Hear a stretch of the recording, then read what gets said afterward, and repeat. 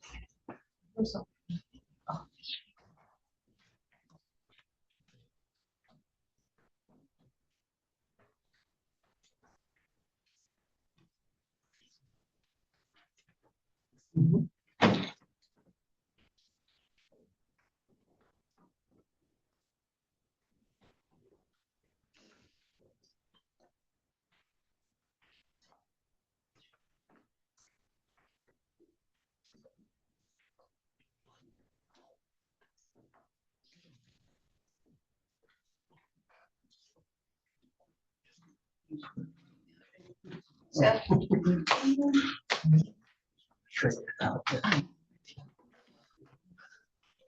Thing like this, I think. It's better. I don't know.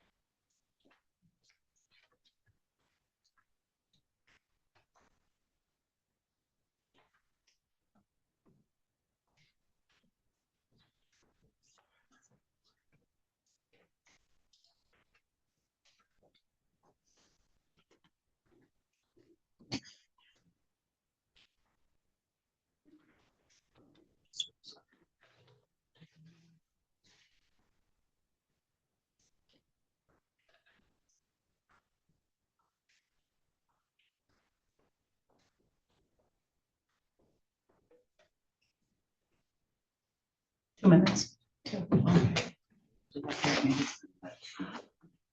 1 minute. 1 minute just flew by.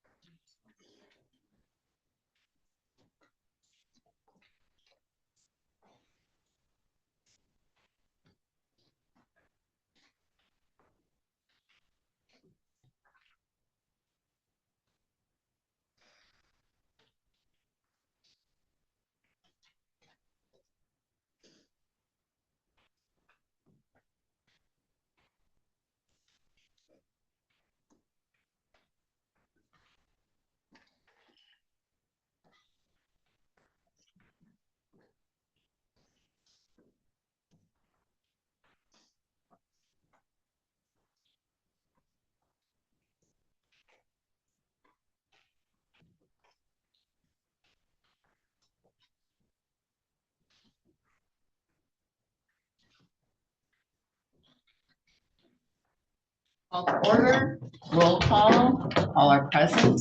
They'll stand for the pledge of allegiance.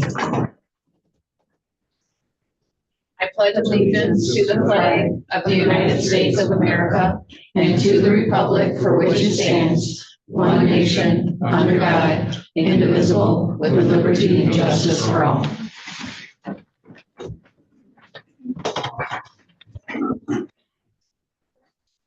Approval of the agenda. Are there any additions, deletions, anything? Hearing none, I'll make a motion to approve the agenda as presented. I'll second. We have motion and support. All in favor say yes. Yes. Yes. Opposed, no. The agenda has been approved. The approval of the minutes from the BOC meeting June 11, 2026. A motion to approve. We have motion. Do I have support? Support. Motion and support to accept the meeting minutes of June 11, 2026. Is there any discussion? Hearing none, all in favor say yes. Yeah. Yes. Opposed, no. Minutes have been approved. Claims and accounts. I'll give the claims and accounts today. The claims were in the total of $52,542.23. EFTs $128,336.56. Desk checks of $90,244.02. The grand total was $271,122.83. I move to accept the claims and account for June 12th to June 25th, 2026. Do I have support? I'll support. I have support. Any discussion? Roll call, please. Filter, Yes. Hammond, Yes. Madison, Yes. Yes. Hardee's. Yes. Claims have been accepted. We have limited public comment for 3 minutes. Employees of the county or appointed officials or electeds need to ask to be on the agenda to use this time. So any public comment, be respectful. And when we get to the discussion, just FYI for like, when we're talking about the zoning, renewable energy, I'll open the floor at that time for questions concerning that at that time. So public comment.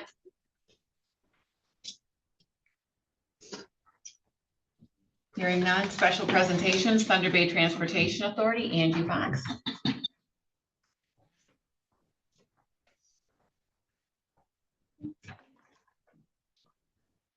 Hello, everybody. Morning. My name is Angie Fox. I am from Thunder Bay Transportation. I'm the executive director. With me today, I have Brandy Anderson. She's our mobility coordinator.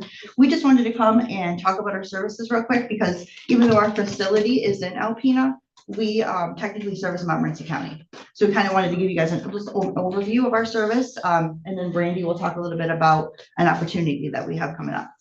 So we have our dial-a-ride buses. Let's start there. Our dial-a-ride buses that run inside the city, Monday through Friday, Saturday and Sunday now. On demand, you call, we come get you only in the city in the township of Alpena. We do also do non-emergency medical transportation. We can pick up anybody from our service area, which is Alpena, Montmorency, Alcona, and parts of Presqu'île. So anybody residing in Montmorency County, we can pick them up, take them to a doctor's appointment. Usually their insurance will pay for that. We work with several brokers, in DHS included.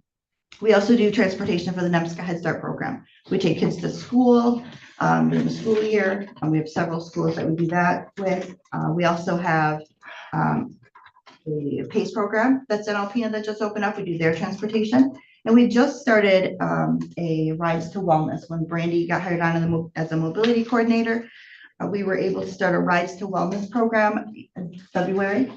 So it just launched this year, which allows anybody in Alpena County to use our service. So if you live in the Hubbard Lake area, you can call, we'll send the vehicle. It's a one-on-one service just for that person for $15 to get them into Alpena for a doctor, any kind of wellness appointment. Last month, we serviced with all of our services. We had over 10,000 rides. 10,000 riders. So the reason we're here today is because we service Montmorency County, but we feel that we can't get to the county on a regular basis for a one-on-one participant. So we want to talk about a grant opportunity. We'd like possibly to get your support on that. And I'm going to turn it over to Brandy. She's going to give you a little information. Hi, all. So the grant that is currently available, it would allow us to expand our services and service Montmorency County better. There's clearly a need for the residents in the county to have access to public transportation. So our goal with the grant is to apply to receive funding for 2 transit vehicles to leave in Montmorency County. So they would be staged here. Our goal would be to hire local drivers in the county and have a dispatcher that would be specific to Montmorency County. By having those vehicles staged in Montmorency, it would make the transportation much more affordable for the residents of the county, taking away that 30 to 40-mile deadhead of launching a vehicle from Alpena to this county would significantly reduce costs all the way around. So with this grant, we would be applying for the 2 vehicles, funding for 2 full-time drivers, a full-time dispatcher. And this grant is a 3-year sliding scale. So there's 0 upfront cost. The year 1 capital, startup, marketing, and administrative setup would be 100% covered by the state. And then the 3-year sliding scale, the operating costs are heavily subsidized by the state on a sliding scale. So 90% year 1, 80% year 2, and 70% in year 3. So we already are covering local matches through existing federal allocations. And then we have a very strong contract with Thunder Bay Community Health. We do a lot of transportation for Thunder Bay Community Health right now. But of course, it's more expensive because we're sending those vehicles from our Alpena facility.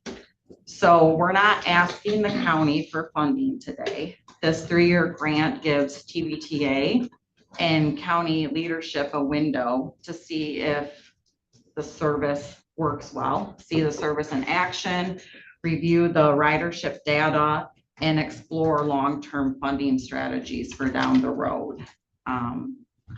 So for future, we would love to discuss options for staging and storing those 2 vehicles locally, what options there could possibly be for that. And then to win this grant from MDOT, we face a really tight deadline of Tuesday. Oh. Yes. So we would love to be able to show the state that local leadership is aligned, and we just respectfully ask for your support for this application and to hopefully expand more service into Montmorency County. What's the name of the grant? It is the IPAF grant through MDOT.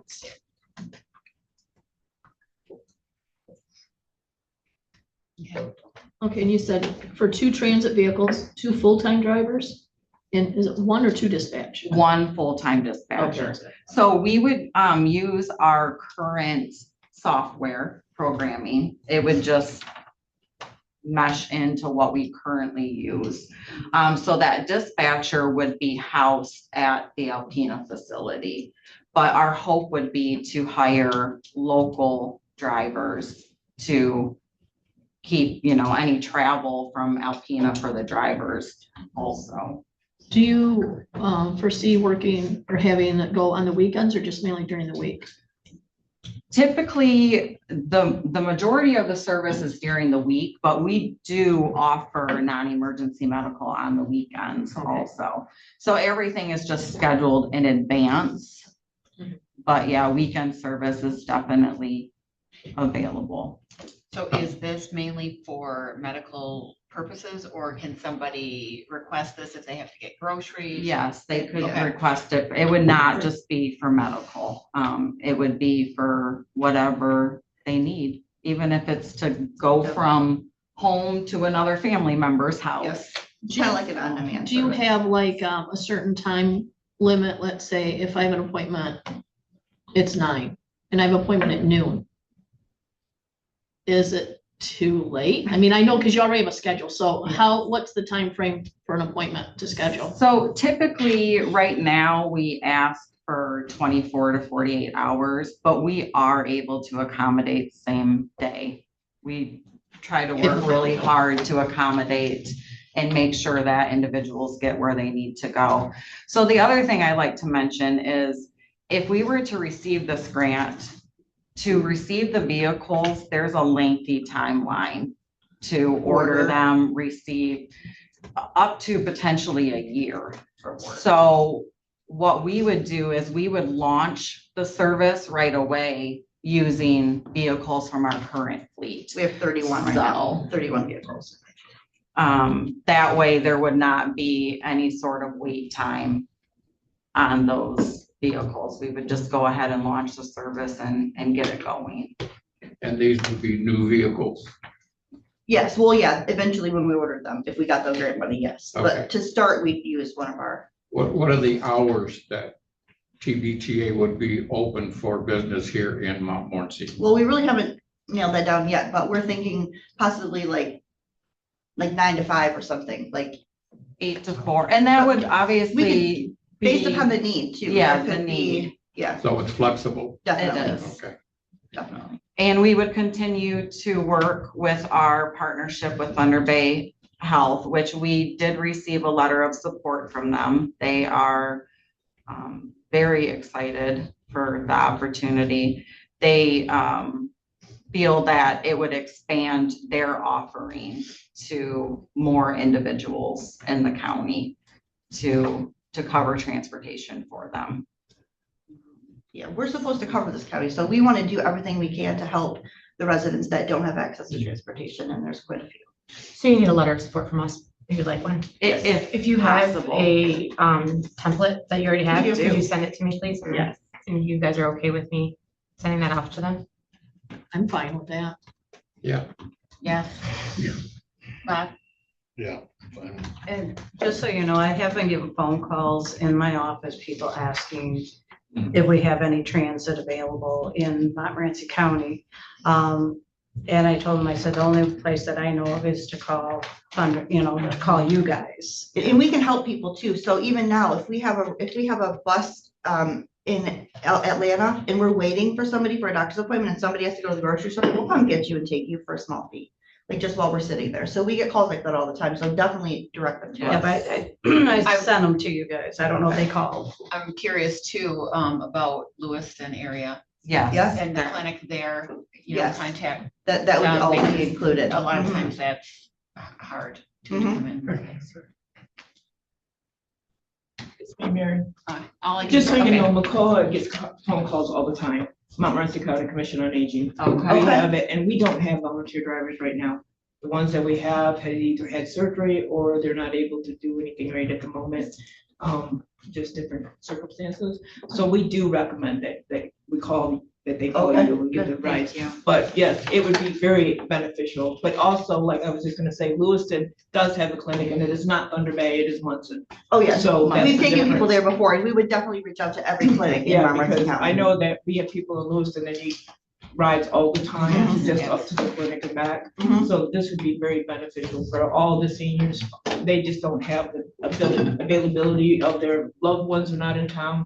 We just don't have the availability to be able to drive them either. So this would be just totally beneficial for the entire county. It is really, thank you. Yeah, thank you.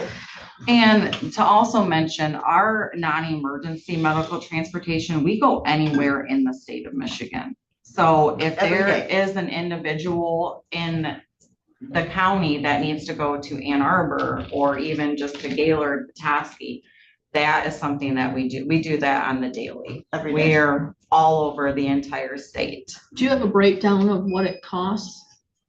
Depending on, We have an hourly rate that we normally charge anybody, but we work with like Thunder Bay Health. We have a specific rate for them. We work with our local hospital. We have a specific agreement with them.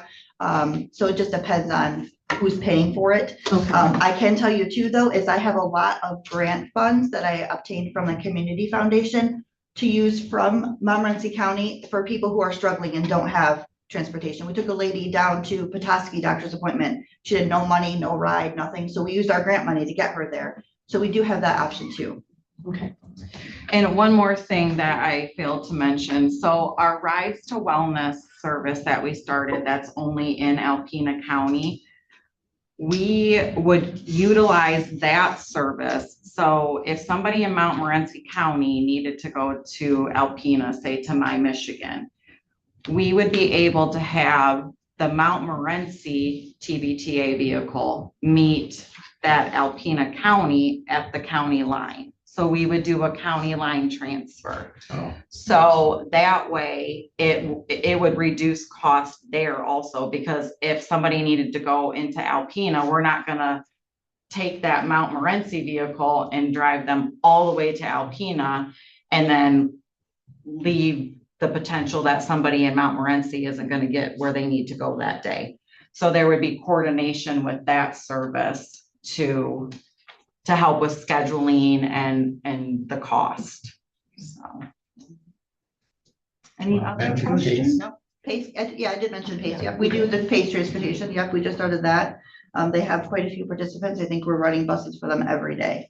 We have a mix between buses and transit vans, and we just purchased a minivan. So for those longer trips to Ann Arbor, we're not gonna take a great big bus or, a transit van. If they can sit comfortably in a seat, we'll just take a minivan for comfort, but the 30 of our vehicles are lift equipped. So. And the 2 vehicles that we would request through the grant for Montmorency County would be lift vehicles. So they would be handicap accessible. And a little bit larger ones so we can haul more people. Thank you. Thank you. We appreciate the time today. Thank you. Renewable energy, data centers and zoning ordinances. Hello there. Hello. Because I can't see you. I don't want to stand in front of you. So I'm Denise Klein from Northeast Michigan Council of Governments. Just real quick, our agency has been around since 1968. We're a regional government. I'm the Deputy Director, Chief Planner. We work with all of our communities. We don't regulate anything, but we provide services, planning and zoning and GIS and transportation and grant writing services to all of our members. Montmorency County is a member. I've worked with other people in the room. I've worked with Dawn. We suffered together through a zoning rewrite in Albert Township. See, she's nodding. So my main job at NEMCOG is to help local communities write local zoning ordinances. So I have been doing that for 24 years, I think. I've written about 63 of them around the region. So I get down in the trenches with our local communities and help them write an ordinance that makes sense for their community. So that's just a little background on where I'm coming from. I don't know, do you want to, so Mary asked me to come to this meeting to sort of give an overview on what our community, I don't want to speak for you, but what our communities are experiencing with the issue of dealing with renewable energy, which is not at all a controversial topic, right? So I would say that it has been the most difficult topic that since I've started my career that has come up that our local communities have had to go through. So I just kind of want to give an overview. And since I don't know, who has all followed what's been going on, at the state level, should I kind of zoom out, kind of like I did when we talked, just zoom out and sort of give an overview on the situation? Is that? Yes, yeah, because I had already talked to you about, we've now got this issue, everybody needs to come up with their zoning for renewable and clean energy. And, it all starts with the premise that we need to have all this clean energy by 2030, but then this is all backed off, this is the opinion that this needs to all change, but then these things have their own environmental impact. So it seems correct. Okay, because I don't know how many have followed, what's going on. Let's do a real broad overview because this is a complicated topic. So the state of Michigan about, local communities were regulating things like solar and wind. We've been doing that for a long time. Wind more so than solar because that was the hot topic like 10, 15 years ago, right? Everybody was worried about wind turbines. So we all put it in our zoning to regulate wind turbines. The state of Michigan recently, I don't know, 3 years ago, I think, passed Public Act 233 because I think, I'll have to apologize. I might sound a little anti-state when I'm talking, okay? It's because they decided that the local communities were basically not, I think, moving fast enough to allow solar, wind, and now batteries. Batteries is the new one. Data center is a separate thing. I'll talk about that a little bit too. So they went ahead and passed Public Act 233 because remember, and maybe you don't know this, but the state set what you just said, deadlines for when our energy is supposed to all be coming from renewables. So it's a very short deadline, right? We said 2030, but I think it's 2040 for 100% renewable energy. Our energy is supposed to come from renewables by 2040. That's not very long. It seems like it, but that's not very long to convert all of our energy that way. So in order to facilitate that, the state of Michigan passed Public Act 233, which gave the ability for the developers to bypass local zoning and go straight to the state for approval. So in the Michigan Public Service Commission is the agency then that would approve solar, wind, and battery facilities in Michigan. So what that basically said, it didn't completely take local zoning out of it. It basically left communities with three options on how to deal with it. So you can basically do nothing and say, okay, state of Michigan, you want to approve where these things go, which kind of leaves the local community completely out of it. So everybody, we're not going to regulate it at all. Everybody go to the Michigan Public Service Commission, right? That's the do nothing option. So they still have an option. Local communities still have an option to force developers to come to the local community for approval. If they adopt an ordinance, a zoning ordinance that regulates those three things that exactly matches what the state rules are. Okay, so in Public Act 233, the state did put some regulations in place, like setbacks, lighting, sound, height, things like that. Not very good regulations, as our state typically does, right? So just a few standards they have in place. So if you adopt a zoning ordinance that exactly matches that, then the developers have to come to the local community, and that's called a compatible renewable energy ordinance, and it's nicknamed a CREO. That's where you're hearing the word CREO, is that they have to come to you. If you have a CREO, they have to come to the local community for approval. But again, you can't be any stricter than what the state has in their ordinance, right? So you're kind of stuck with those standards. So like, for example, they don't have screening standards in Public Act 233, there's no screening standards, right? They also, I don't feel they have very good sound standards. And I don't know if most people know this, but if you've ever been near a solar facility, it's very loud. So the inverters are very loud. So wind, we used to worry about sound with wind, but I visited a wind facility and stood under a 600-foot turbine. All you heard was a, so there's nothing. Went to the solar facility and it's like, so the state set a sound standard of 55 decibels, but at your building wall. So at the wall of your house, okay, not your lot line. If you're not part of the facility, you're not getting a lease, you're not getting paid for having any solar panels. It's on the next property over, but you're abutting. So instead of setting that decibel standard at the lot line, they set it at your building wall. So that anytime you walk out of your house, you could hear the 55 decibel inverter running on the property. And some of these facilities are so big, they might have 40 of those things on the property. You probably paid attention. You know, they're anywhere from 800 acres to the one I visited was 1,900 acres. There's facilities that are going up to 3,000 acres. Okay, that's a lot.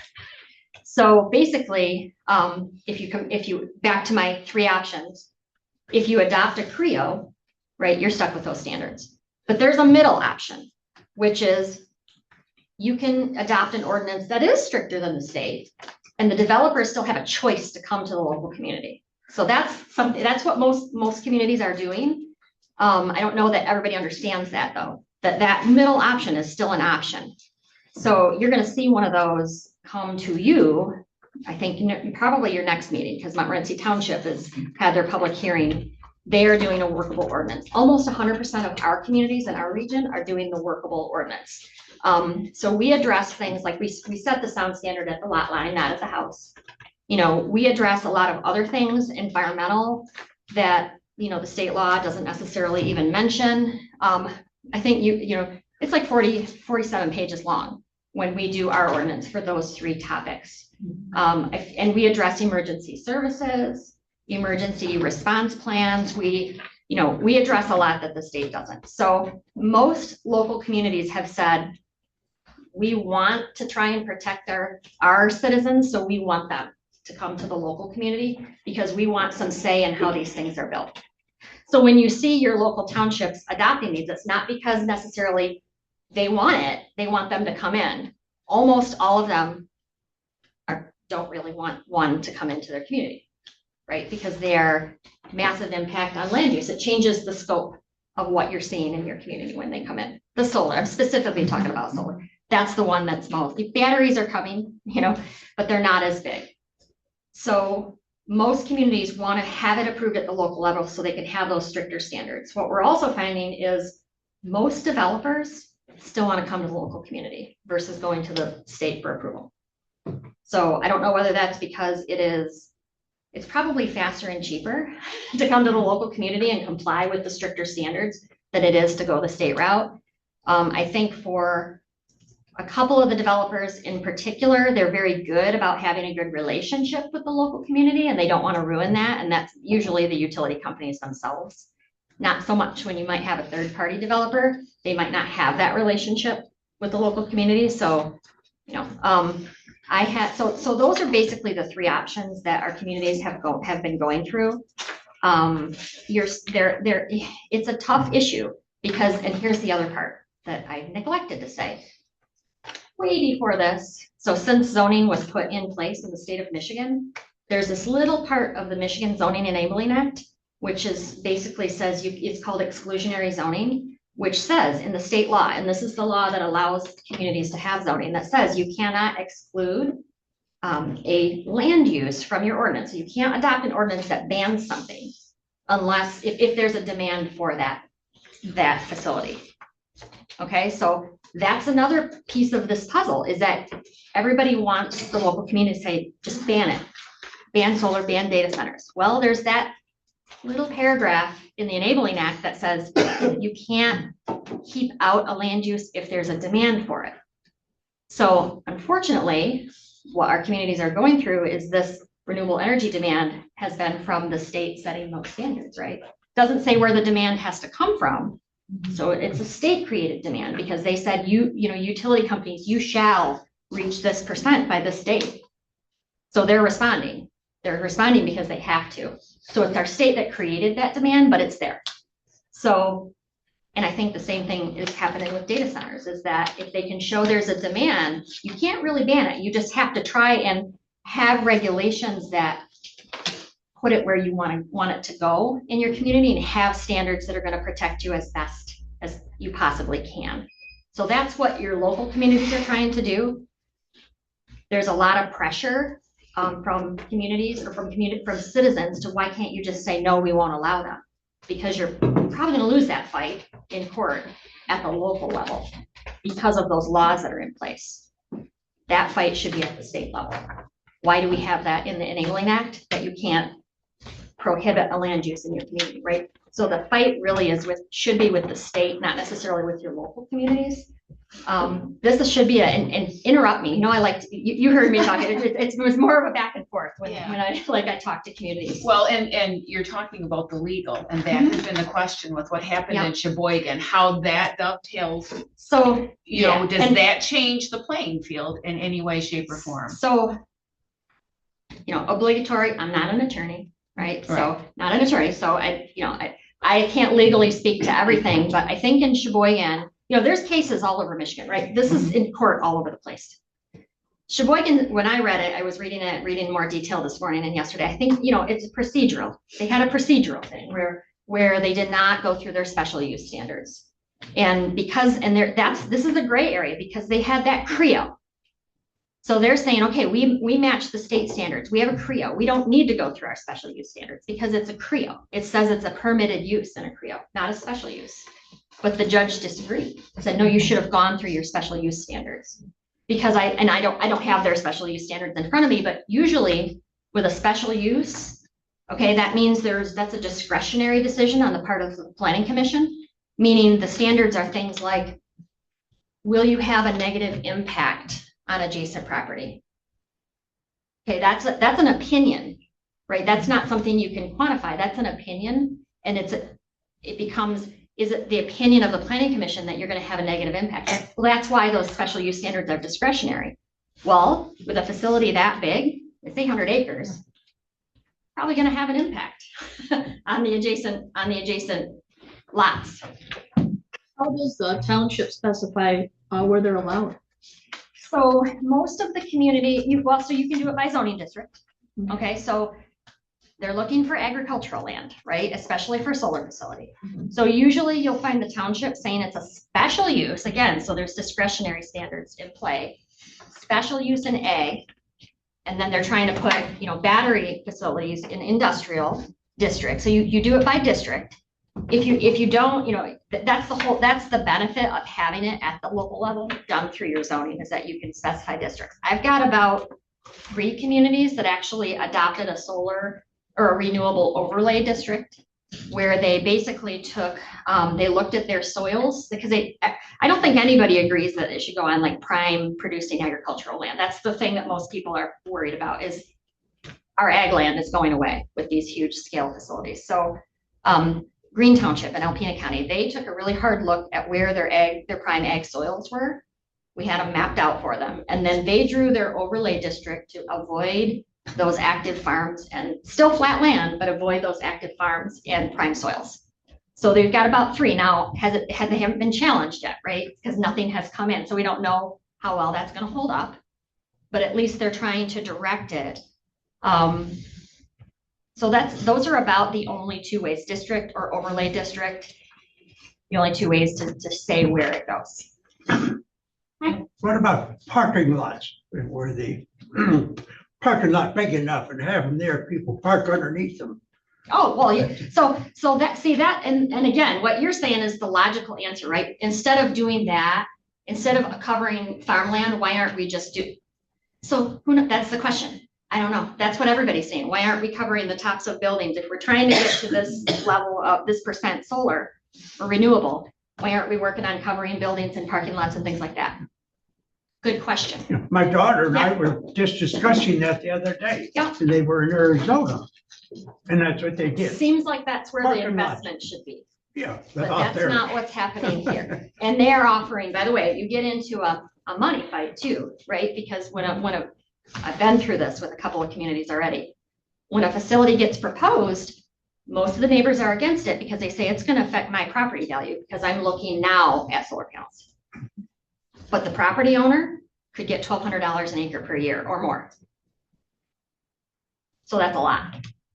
So you have the one that's the participating lot saying, this is my retirement. I'm going to be able to retire on this money I'm going to get from this land, from these leases. And then the neighbor says, but you're going to affect you're going to affect what I pay. You're going to affect what so this is the difficulty. We've got one in Guston Township in Alcona County that got approved a couple of years ago. It was, I think, 1,400 acres, isn't built yet. There's another one that's getting, that got proposed. They're having a public hearing next month. It's an additional 900 acres. That's all in one township. And then again, what do they do with the stuff when it breaks? Well, Where do they dispose of it? How do they dispose so that's all the stuff. And that we who's put in responsible? the language, yep. And that's where the local communities are putting that in their language. Well, the state does that too. So even if they went to the state, they're going to have a decommissioning plan. And the local communities are requiring decommissioning plans to know like how that all happens. So one of the questions that keeps coming to us is because all these mandates are coming from the state that we have to have all these timelines to have these things done. And I know it's on the local level that they want to see the locals doing it. Now they're asking, what's the county going to do about it? Well, we've always left zoning to our townships. And that's the thing with because it's still good for you all to know, but there's not a lot you can do to help them other than support them, as they bring their language, making sure you guys are reading it and saying, okay, this looks good, even though you might not support it coming in.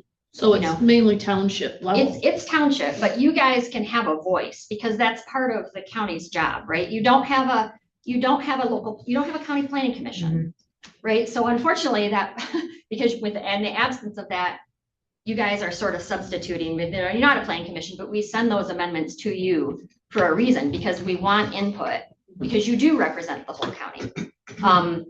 You can also give input at the state level, because that's where all of this is coming from. And the same with data centers is the latest thing, right? That hasn't been superseded yet by the state, but there's enough pushback on data centers that I feel I've not heard anything, but that's logically, are they going to do that the same way they did renewable energy? Is there a big backlog On, with projects that have gone to the state for approval? I don't know the answer to that one.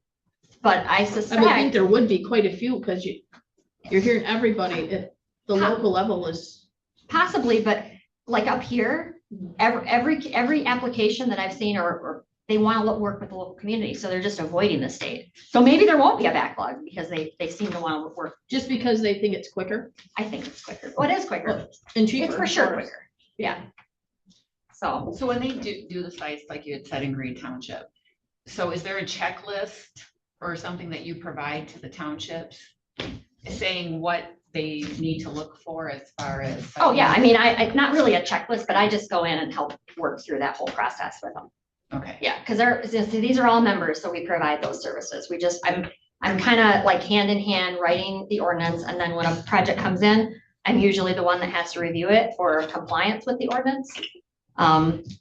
So yeah, so they have our support, they have our technical support. And I'm just saying your role is more of you have this information, you kind of know what's going on.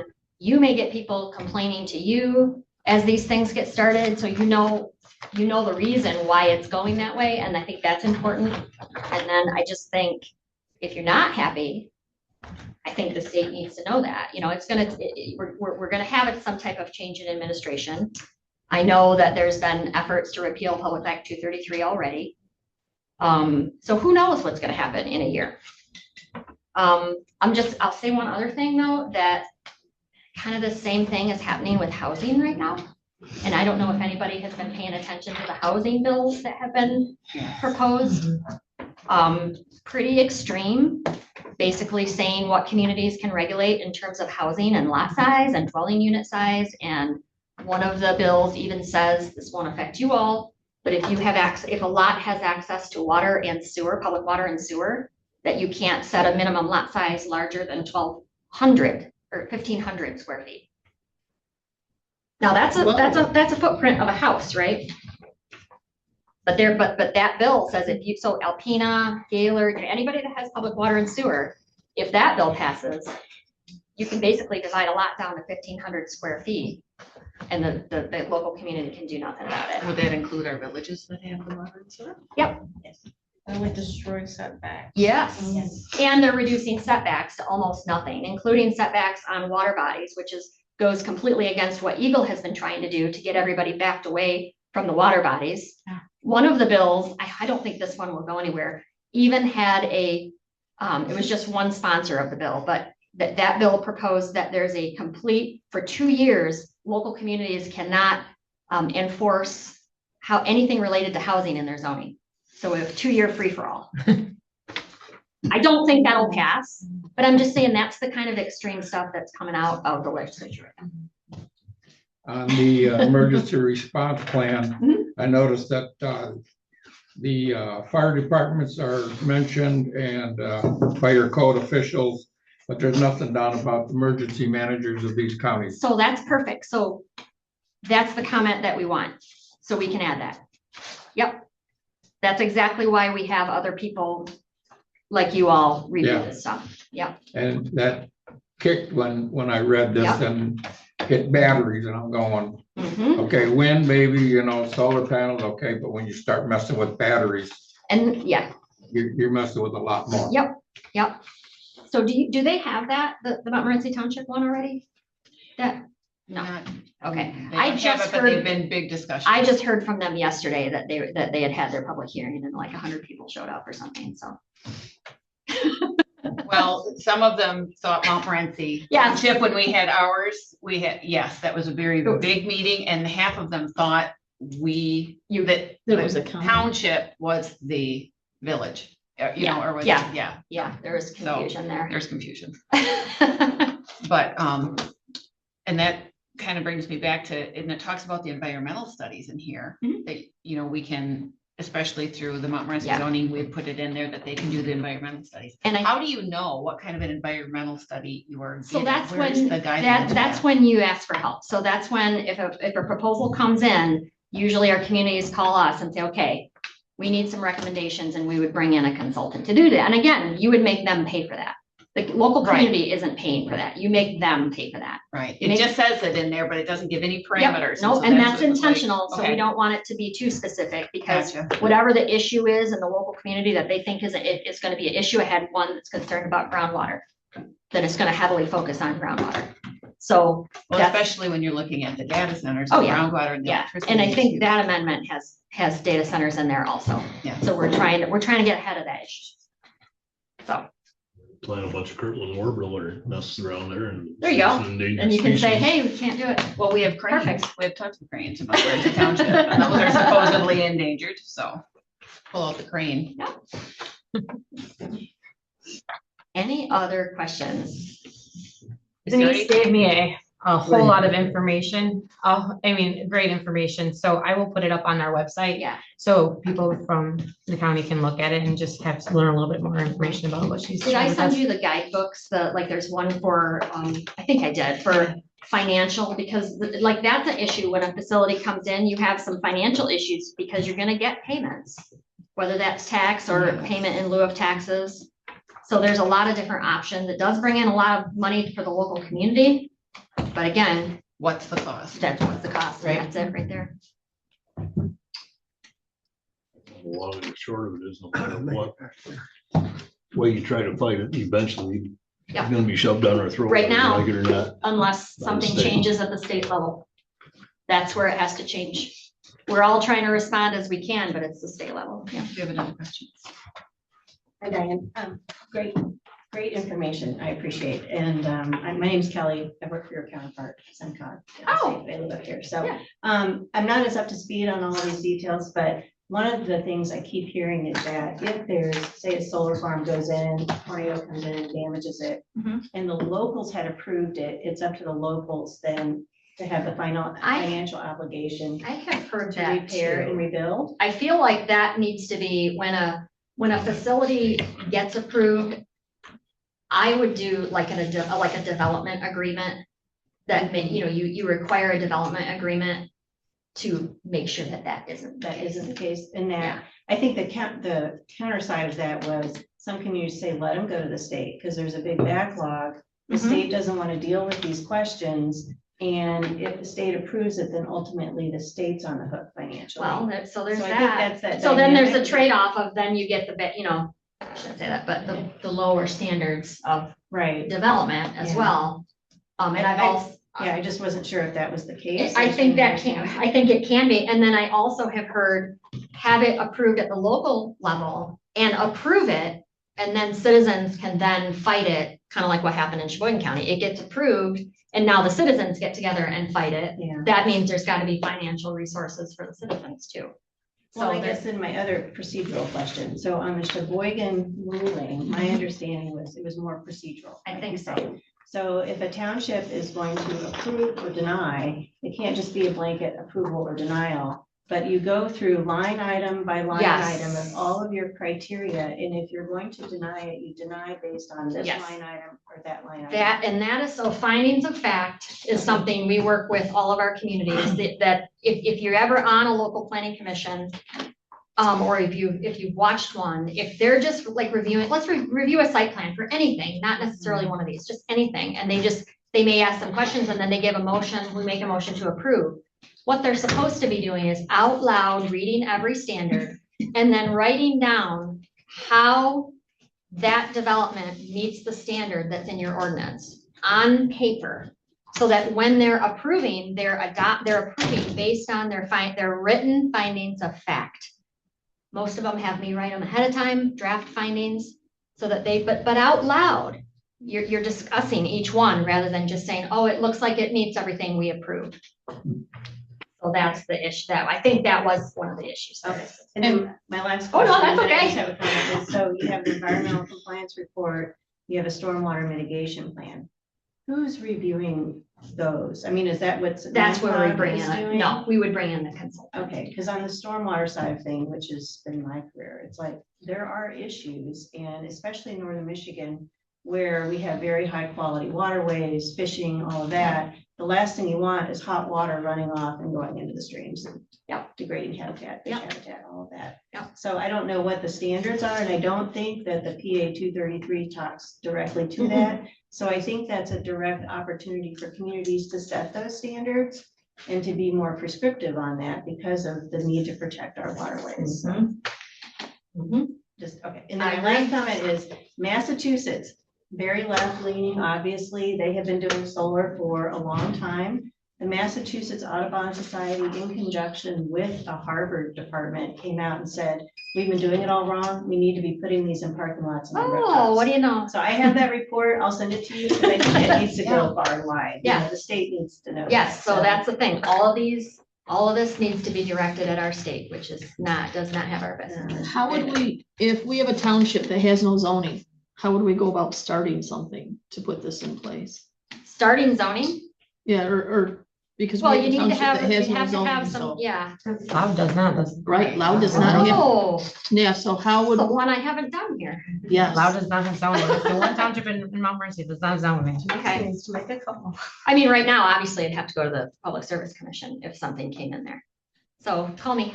That's what I say is, I mean, it's Okay. not that hard to, well, it is hard to write an ordinance, right, Dawn? It's a lot of work, A lot of work. but I'll have to get with yeah, call Kathy. me. Yeah. Any other questions? What a fun topic. You did very good. Thank you.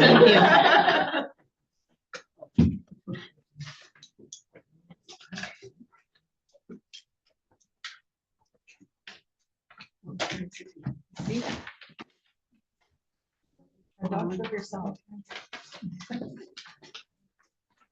Morning.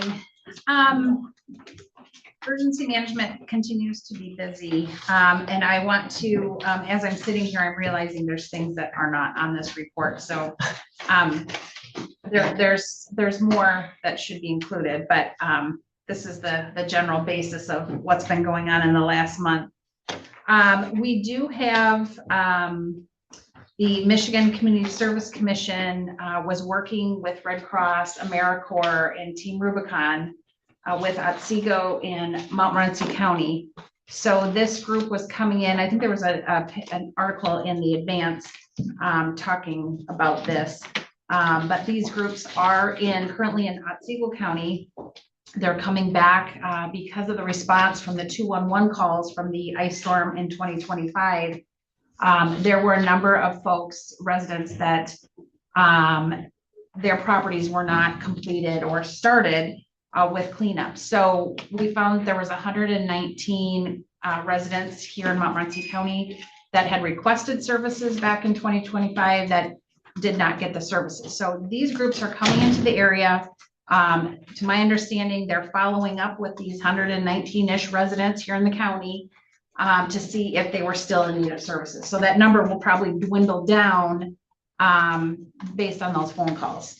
But I am getting phone calls from individuals that had read the newspaper article, saying that their property is still in bad shape around their home. So I'm picking up a few of those that absolutely still need services. They should be in our county. I'll be talking with them this afternoon, probably in the next week, I think. So that, just so you know what's going on with that. And I don't know if April's going to touch on this, but we did perform a building tornado drill yesterday, and thanks to Chad for coming over for assisting with that. So it's kind of the beginning of getting all these drills and exercises moving here at the courthouse. So it went really well, and everybody participated for the most part. So we're on good track with that. Let's see. We did receive some more equipment for our emergency operations center. You may or may not be aware, the region receives money, and I sit on that board, and then we decide on projects that we're going to do throughout the region with the 21 EM programs. So we did receive a mini Starlink with supporting equipment. So we now have 2 Starlink devices in the event we need them to go out in the field somewhere where we don't have internet, or should we need them here at the courthouse or wherever. So the nice thing about the regional funds is every county in Region 7, we come up with projects and then we kind of figure out who needs what and what's the most needed. And then we kind of purchase things that way. So I am the chair of that committee and we're putting out a survey next week to go over, what potential projects would we be looking at. So it's kind of nice because we can look at what the county has here and submit our requests as well. So when we get those, like we have those Starlink, Yes. does it have to be a big event for those to be utilized? no, we can we can have them activated and use them on a daily basis if we want. How it is right now is we register them as a government entity and we can activate them at any time and you pay the monthly fee of, I think for a government entity, it's maybe $55 or $60. We can deactivate it. Once we deactivate it that first time, we pay a monthly fee to keep that just kind of lingering out there for $5 a month or something. So it's very inexpensive. We can activate it, deactivate it at any time, or we can be using them at all times. I mean, we can activate them and keep them active. And we could be utilizing them anywhere. Okay, so I'm thinking, with all our remote areas and state areas in the county, if there's ever a need to use those, if those would be available to like the first responders. Yep. There's no parameters. It's our equipment. It was transferred to the county. We can use it as we wish. So that's kind of nice. The big project that is here, the hazard mitigation plan is due February 2027. We did have our initial hazard mitigation planning meeting last week. And I will be meeting with the Township Association, getting in touch with all the townships. There's a timeline that was created. We are, at the moment, we are on track with doing this.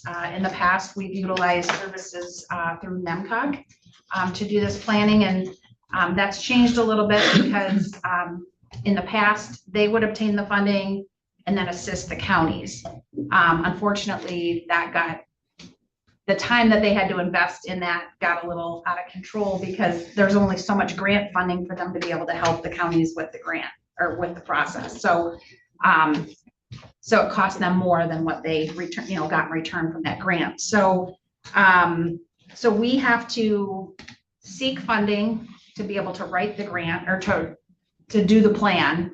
And I received, there is the BRIC grant has come out, so that's due July. I hear it's a very difficult grant to get.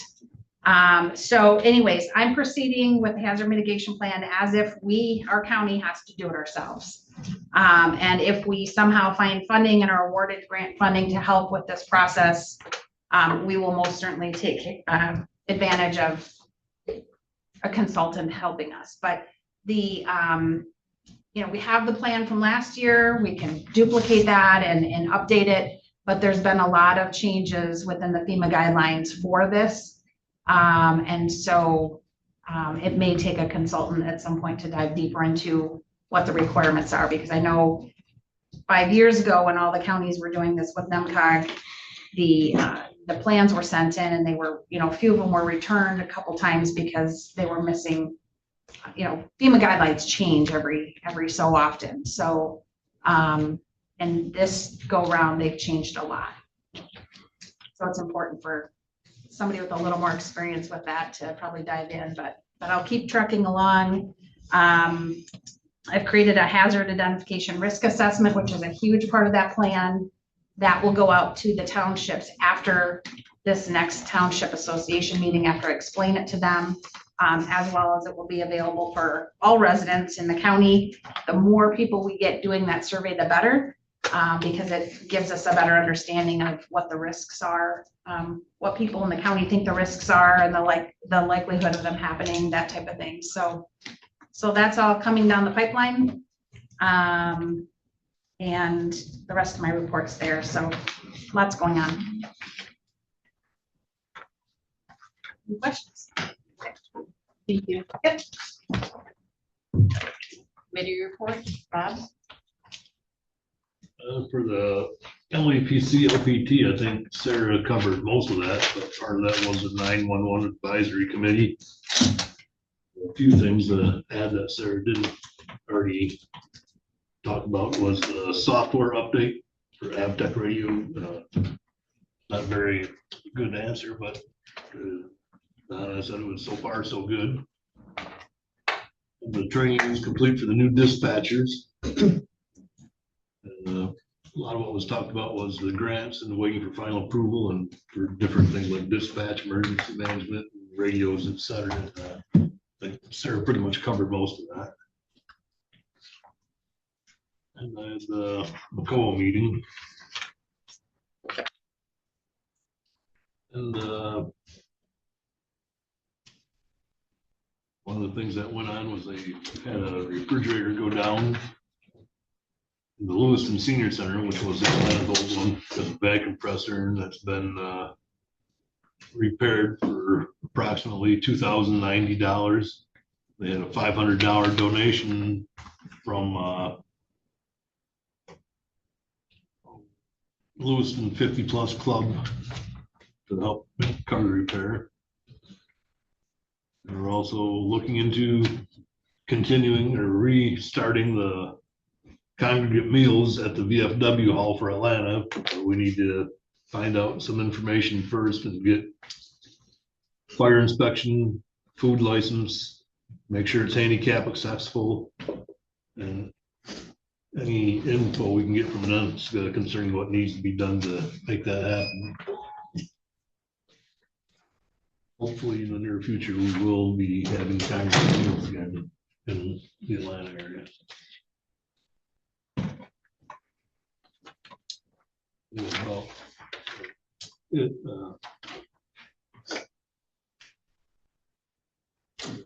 did accept the Tribune bid for the millage flyers. And the farmers market, things are going well there. You can look on Facebook for the hours. And there's Project Fresh from Michigan.gov. You can get a discount card. Find it on the Michigan.gov website or McCoa website. That's about it. Jim?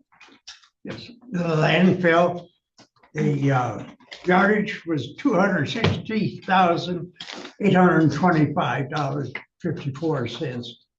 The hauler customer activity was $168,804.66.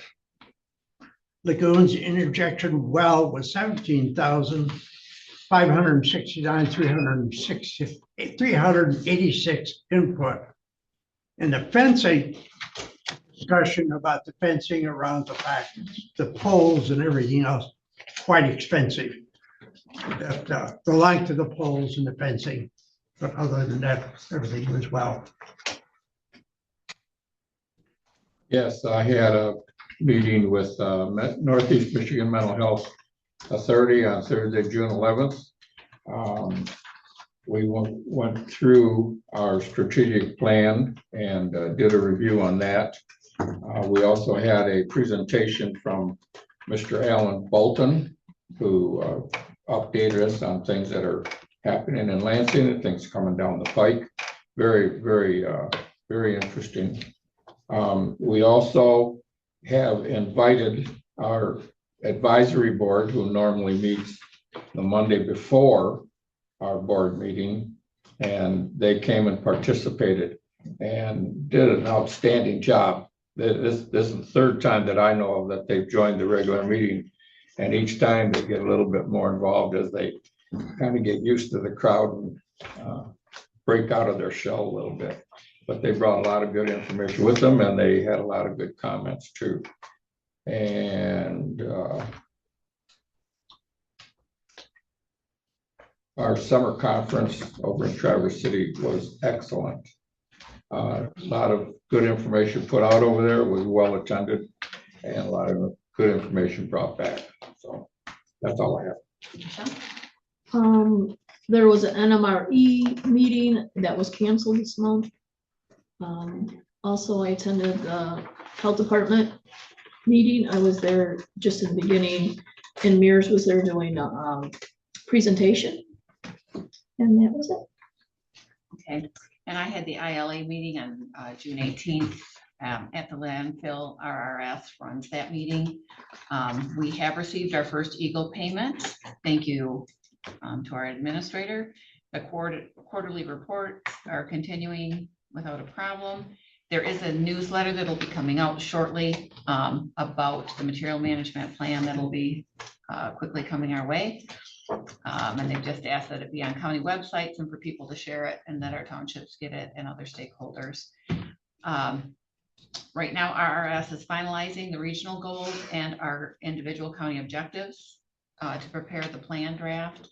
And then Montmorency County will be prepared for a public hearing, probably to start in September through October was the timeline that Alyssa gave. Alyssa from RRS will plan on presenting that to the board during that time frame as well.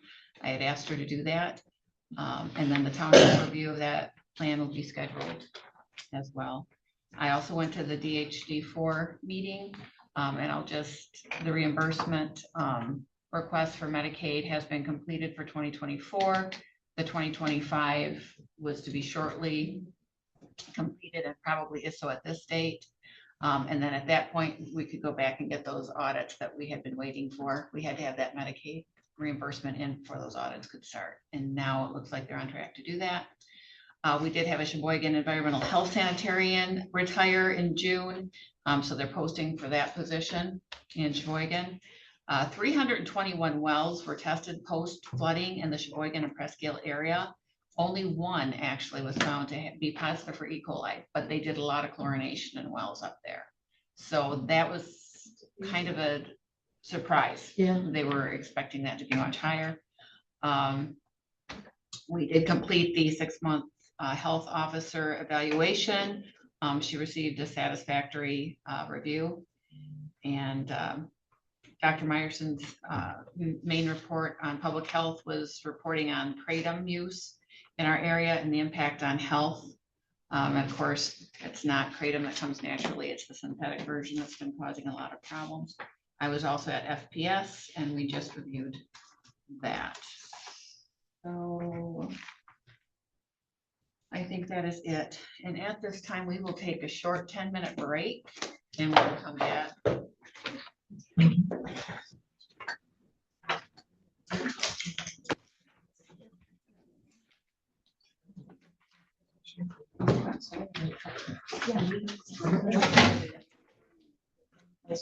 I probably say You look familiar. You got it now? Stood up and laughed. You got it. A couple of years ago. Yep, Thank you were on the you. board. I know you from somewhere. Good to see you. Yeah, one lady that presented. I might buy or something.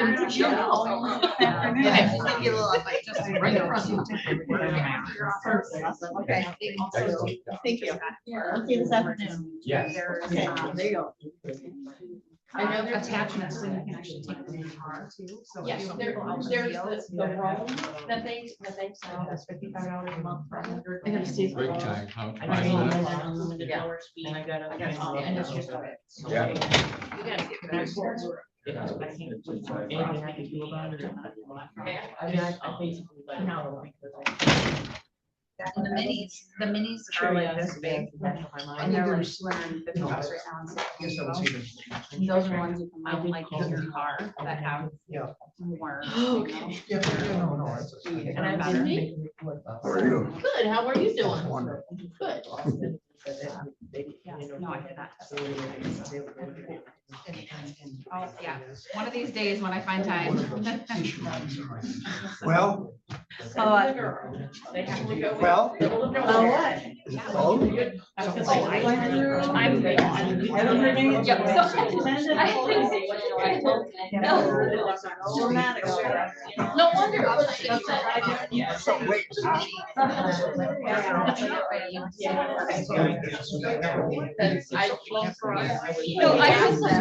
like, all of you, but I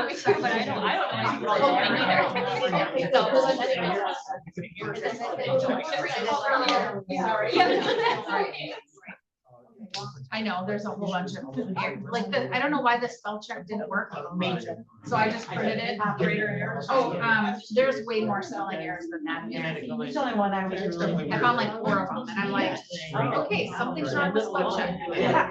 But it is what it is. Yeah. Because it does sound like, unfortunately, has a 3 problem. Yeah. You know. Well, let me plan on talking to April and then. No, you're fine. No, you're good. Let me plan on talking to April and then maybe we'll send it out, the mini out with them. Cause that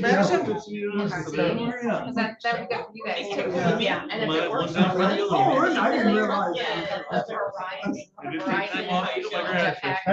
it's like, no, it's not gonna work. No, if you don't have a power, you're getting. I mean, yeah, those don't work. It is.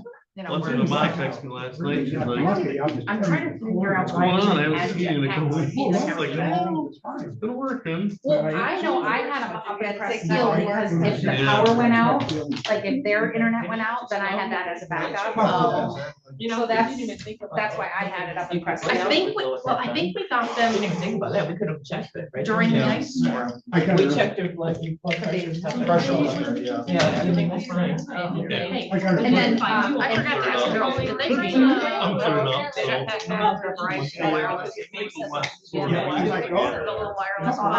Yeah, did they bring that back? Okay.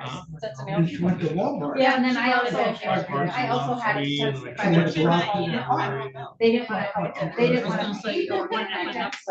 they didn't want to. First one was bad enough, but then he's like, There's many more. Okay, whatever.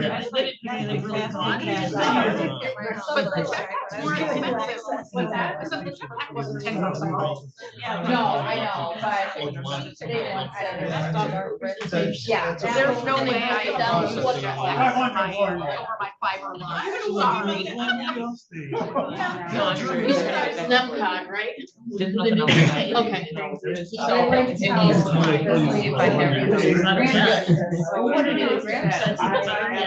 I took her bedroom, that's now. What do you have to shop? Well, what's my rule? So I need to go and I guess I'll take that banner. If you call me, I think it just how many. But I know. Okay. Yeah, it's right on our handout, Michelle. It's right on the front. Okay, got it. Or later. Yep, it is. I'm okay with one a year. It's good, a couple questions, but if there's something. I know, I was really. Thank you very much.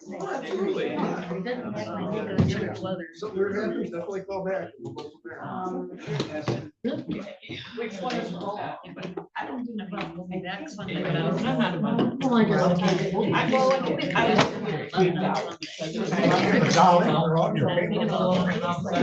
You know, do I need that also? I've got things to I have to write a letter, you know, call something and then I have it there. Approval is what you got.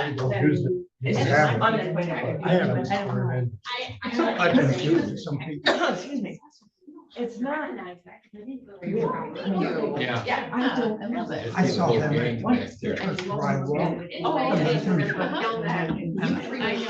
Oh, okay. I know, someday. He comes like I want in the car. What a good idea. Couple in the house. I give them my kids. Yeah. And I'm like. Oh, that's like. That's very good. Yeah. They try to do a split, but I think you're saying, yeah, like that. And where I walk, I, when I first saw it, was a piano in the church. In the hall, she would read everything. Look at it, found out. Have a good weekend, guys. It disappeared. So Yeah, but they didn't. They didn't want to raise their hands. I don't know. Yeah. Or if it was bringing up that call. Sure, it had to be that. It was. I guess it is. I'm gonna add it to the board. Yeah. Tomorrow, probably. Gotta be out there first of the month, right? I think I'm gonna start arriving at by the first of the month. Yeah, I don't know. Maybe she did this in time. She's gonna work fast. Yeah, there you go. You will come back in a second. Are you? Now you're back. We're back. We're good. Right. Controllers report. Yeah, obviously, the audit is complete. Sandra's gonna give a report later on the agenda. Fiscal 26, I have a revenue expenditure report to give out at the next board meeting, so you'll have an update on that. And I'm also gonna be sending out a 27 budget request form for everybody, so they can start working on those numbers. Just an update, the audit, budget came in just about $3,000 over what we had estimated on the budget due to the issues that they had. So we'll have to do a budget adjustment on that, but I was $850 under budget on the OPEB actuarial, so that there's some savings there, but I will have a budget adjustment for that. The soil erosion ordinance that we had sent out to Eagle, they came back the person we had sent it to Eagle ended up going to a different position, but I ended up getting back with another person and they finally gave us the notes. I sent that back to the attorney. The attorney was in agreement with everything. He updated the whole ordinance, so I'll have that on the next agenda for approval.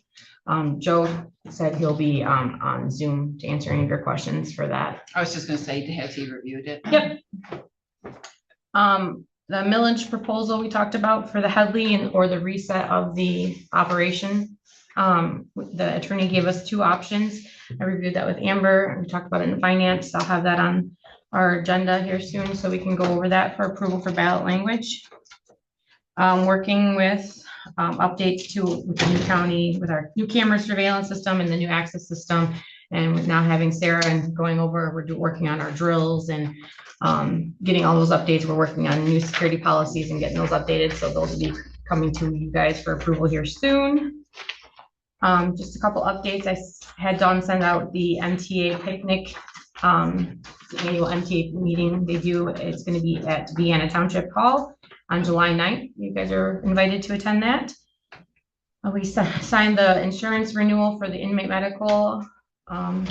That one was signed and it's effective July 1st to June 30th.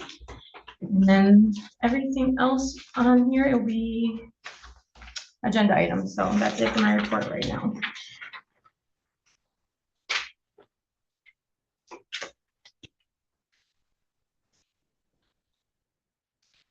Okay, we have nothing under discussion items, unfinished business, action items, the county credit card program. We talked about the credit card at the last meeting. We added to this agenda because we talked about, we had an approval to move the credit card up to our office. We were going to add cards. And then I talked about increasing the limit so that when we have in June, July, when we have people going to all these different trainings, the limit, the 5,000 is not working. Lindsay had contacted Alpena about trying to get additional cards. We were having problems with that. She could only get 3 cards and then certain people's assigned names. I reached out to Nicolay. They have a better program for credit cards. It's a different managing program. So I talked to Lindsay about that. She was in agreement with us switching over to Nicolay. So you'll see here, we could switch, get multiple cards through Nicolay. We'll cancel the ones at Alpena Alcona. And then I'm asking for the board to approve us moving the limit from the 5,000 to 10,000, which our policy states still within that 5% statute limit that we approved in our policy. I would make that motion to increase the county's authorized aggregate credit card limit from the 5 to the 10,000 pursuant to MCL 129.243. No support. Motion and support, discussion.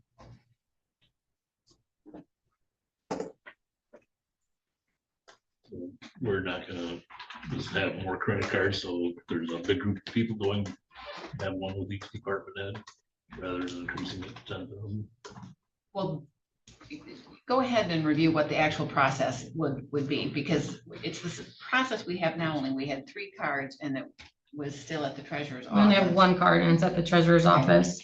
So this would give us the opportunity to have 4 cards, then people can have them, so they could take them on their trainings instead of having the one card that's here in the office. They'd be able to sign them out and take them for some on their trainings. And it would still come back with, the receipts and Yep. all of that goes with it. Yep. Where are those 4 cards gonna be? It'll be in our office for signing out. And so then also like for the emergency manager, she'd have access to them in case of emergencies, so she can get them and take care of them. Okay. Any further discussion? Roll call, please. Hanlon, yes. Madison? Yes. Bob? No, Hardee's? Yes. Pelter? Yes. And so the secondary amendment is we need to authorize the closure for the LP Alcona. Is that correct? Yep, and then to establish it with Nicolay. Okay. I'd make the motion to authorize the closure of the county's existing credit card account with Alpena Alcona Area Credit Union and authorize the treasurer and controller administrator to establish a county credit card program through Nicolay National Bank and execute any documents necessary to implement the transition. I'll second that. Motion and support. Discussion. If you remember at the first of the year, we have to explain where all of our finances are Right. coming. Yeah. We correct that. Do you have any questions? Hearing none, roll call, please. Just a second. Madison, Yes. Bob, yes, Hardee's, Yes. Peltier, Yes. Hamlin. Yes. Motion passes. New business, the audit. Do you want me to sit here or go up to the? Okay. There's everybody else went up there, so I wanted to. If you would like, you can go. No, I will sit. Spread out. Yeah.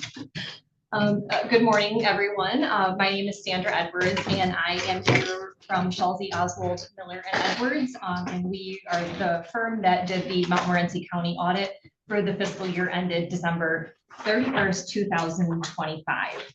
And usually I like to just say, as we're going through the report, if you have a question on a particular page, like let's get that question out of the way so we don't have to come back to the page later. It's kind of, I think, more productive to talk about it as we're on that page. So, and on behalf of our firm, we would like to thank April, Lindsay, and their respective offices for their assistance in completing our audit for 2025. And we just always like to say we really love working for our home county. The partners of our firm are all from Montmorency County, so we enjoy working in our home county.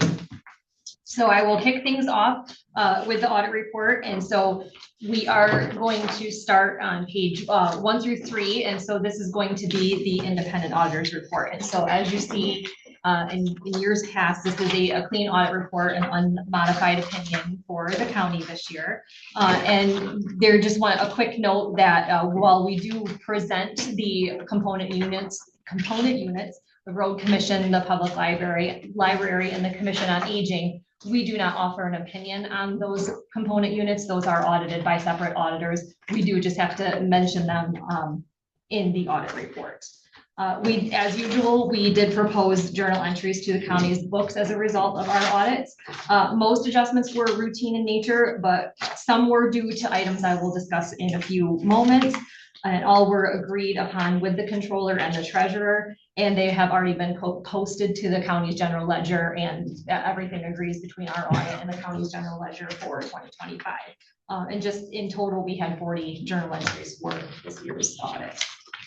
The next section, starting on page 4, is the management's discussion and analysis that goes through page 11. So this is a narrative of the activity of the county for the fiscal year.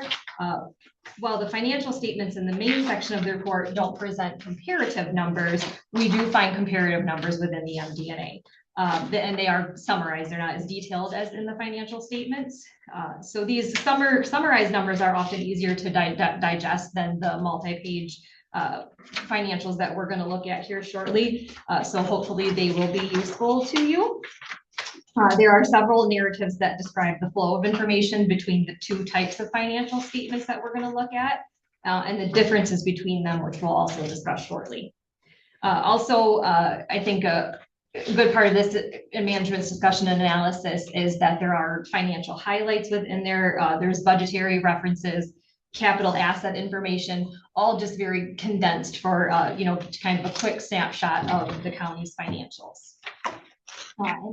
In addition to this year's MD&A is the board's resolution to keep unassigned fund balance at 40% in the general fund, and any excess amount is transferred to the internal service funds that have been set up. So any questions on what we've talked about so far? Okay. On page 12, this is the statement of this is the statement of net position. This is similar to a for-profit or a business's balance sheet. It includes all assets, liabilities, both short-term and long-term, and the difference being that position or the equity of the county as overall. This statement uses the economic resources measurement focus, which just is kind of a fancy way of saying accrual basis versus what we'll look at here in a couple of moments. And it includes capital assets and the long-term debt. So both long-term items to the county. And the reason those are considered in these financial statements versus not in the short-term financial statements that we're going to look at in a moment is they can't be used to kind of offset anything that's due or from the county in the next 12 months. So that's why they're included in these financial statements. Was there any large adjustments made to anything here? How does this compare? Like, I was trying to compare it to 2024s, for example. So this one, I mean, there would be some adjustments. So there's kind of just even adjustments from that to get these statements created versus even just the fund financials that we're going to look at in a moment. So there are like large adjustments there. We did make some material audit adjustments. I am going to discuss that in just a little while. So I'm not putting off your question. I do have a plan to talk about it. Okay. Just, you know. All right. Thank you. Yep. No, not a problem. There are some other additional items that have even just been in the last 10 years that are added to these financial statements, and that is the net pension liability and the net OPEB liability. So those are even kind of newer items that are added to these financial statements. Just one item I was just going to point out is that cash did decrease across all funds by about $522,000 this year. However, I did see an increase in the receivables of $766,000. So I do believe that is likely due to the late in the year government shutdown that happened that did affect, it trickled down to affect local communities. So while the income is still going to be there for the county, the actual funds coming into the county were slow to come in. So just kind of wanted to point out that number. Or I should say those differences. Another item and I will be discussing this in a few moments too, as it is a part of one of our the findings that we have is the advances to other governments. This was a prepaid item, so to speak, to the road commission. But other than that, most balances we would say are reasonable compared to the years before. Any questions on that?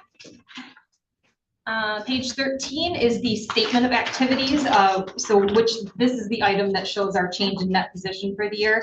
The goal is to show what programs of the government pay for themselves and which are subsidized by general revenues. So Montmorency County doesn't necessarily have the type of programs that would logically fund themselves like how larger entities might. For example, things like recreation centers, public pools, etc.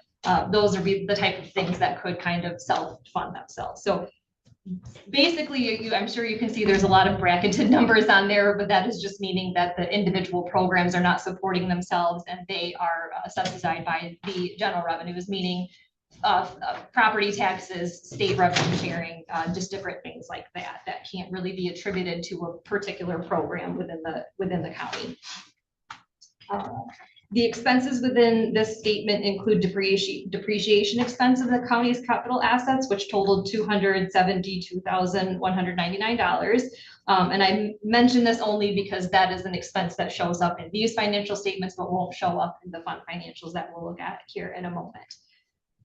You can see the overall government was increased by $540,602 under this method of accounting. This is likely a foreign way for a board to look at financials, just because of the additional accrual items that are posted, during our audit. Do you think the depreciation, actually wear and tear? I mean, are we in good position? We're not. Oh, no, and I would say everything is kind of, depreciation is always an estimate of what a item is how long it's going to last. It's always going to be an estimate, vehicles get wrecked, buildings have, hailstorms, something like that. So it really is the best estimate. I mean, and I would say it's even done in a conservative manner. It's not a matter of like, we're not taking a building and you can't actually take a building and depreciate it over 3 years. We're doing conservative numbers for as far as depreciation.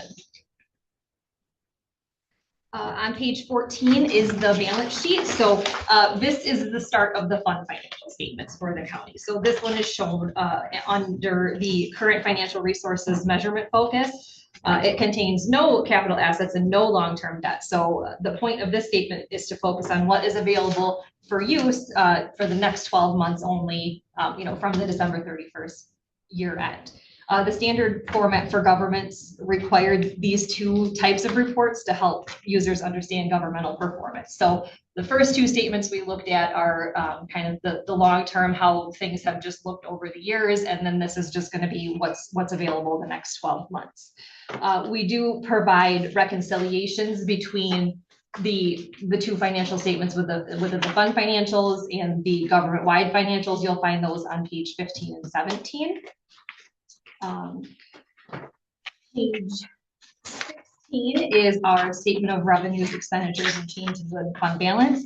And this shows a summary of the revenues and expenditures of the governmental funds, coming down to a net decrease of $127,578 across all funds, leaving a positive fund balance of $4,390,030 across all governmental funds. The general fund itself had a negative change in fund balance of $254,090 and an ending fund balance of $2,509,970. This, of course, I mean, if we are seeing the change in fund balance be negative, that is, of course, because of the transfer to the internal service fund, which is, it was agreed upon by the board to do that. So I'd say prior to that, it would, but that's the board's resolution, and it's always good to save for, future things that might come up. So when considered fund balance as a percentage, the county ended the fiscal year with just under a 46% fund balance in the general fund. This means the fund balance was 46% of the year's expenditures. And another way to look at this is if the county's general fund has just under 6 months of reserve should all incoming funds stop coming in. For comparison's sake, I did pull a few of the surrounding counties just to give you an idea of what their fund balances look like. Alpena County, this is 2024 numbers, was at 36%. Presque County is a June 25 year end, that they were at 28%. Sheboygan was 98% for their 2024 year end. Oscoda was at 40% for 2024. Alcona, 29% for 2024. Crawford came in at 40% they have a September 25 year end. And Roscommon was at 22% for 2024. And so, 22% is not exactly an ideal amount, for a fund balance. It's maybe even slightly on the low end, but we also don't feel that 98% is really where you should be either. So in addition, when we're looking at fund balance, there are key factors that may not be taken into account when determining a county's overall fiscal health. For example, we cannot tell just from the fund financial statements what their pension and OPEB liabilities might be. So fund balance is a good benchmark to look at for your, your 12-month period, but it does not tell the full story. Yeah, because what's recommended, isn't there kind of a number that they recommend? I mean, I would say like the low end is probably 25%, but I feel like, or, right around 50, 45 to 50 is probably a good, area to be in. Any questions on those? All right, I'm gonna move on to page 18. So this is the statement of net position, but this is for the proprietary funds and internal service funds of the county. Page 18 reports the balance sheet activity, and page 19 will report the revenues, expenses, and the changes in that position for the proprietary funds. So this is going to be county foreclosure fund, delinquent tax revolving fund, and then any other like non-major business type funds that you have. Page 20 shows the statement of cash flows. So this shows the ins and outs for as far as cash goes for these particular funds, and anything that would be adjusted by a change in any of the receivables, accounts payable, things like that. So you can see overall sorry, wrong line. You can overall see the positive increase in cash within the business type activity funds.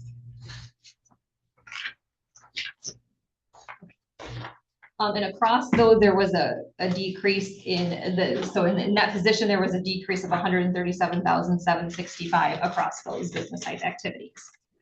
Page 21 and page 22 will cover the county's the fiduciary funds, or the amounts that are held in trust for others by the county.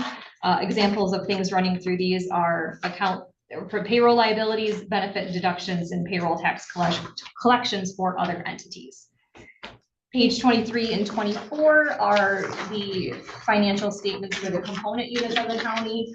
Again, the road commission, the library, and the commission on aging will find on these reports. And again, we do not provide an opinion in our audit report on these. We do rely on their auditors' opinions.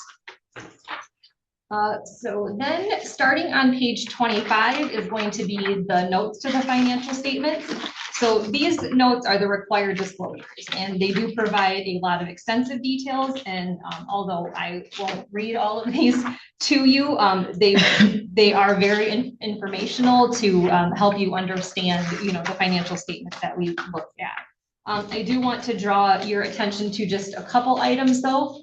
We can flip to page 35. And under the paragraph that is custodial credit risks for deposits, something that we did notice is that the amount of uninsured money that the county had did go up about $480,000 for the fiscal year. And based on what we were seeing, it was due to some funds being left in Alpena Alcona Credit Union that was already over their FDIC limits in 2024, instead of being swept into the Nicolay. And Nicolay has the money fully insured in the way that they invested. So it would just be our recommendation to continue to do sweeps to make sure that that money is not left in Alpena Alcona, because we of course all want the county's money to be insured as much as it can. So in other words, it's above the limits now. Yes, yes. And it needs to go into a different fund, would be recommended. Yes, it would be, so Nicolay, you have, and it's sweep might be just a little bit too general of a term, April, but I mean, is that more or less what it is? But they take your balance in that account and they have it deposited with a bunch of different institutions. Alpena Alcona, and the FDIC limits are just $250,000. They've been that for a really long time. So, the Alpena Alcona was already, the prior year was already at that max of 250, but money was just left in there. And to me, the hardest part is like setting up a sweep type account that it is fully insured. And the easy part is putting the money, the extra excess money that's in Alpena Alcona, into the sweep account. So we would just recommend that those sweeps happen more often and it's not doesn't sit in the uninsured account. Let's see, the other page I would want to draw your attention to is page 42. And then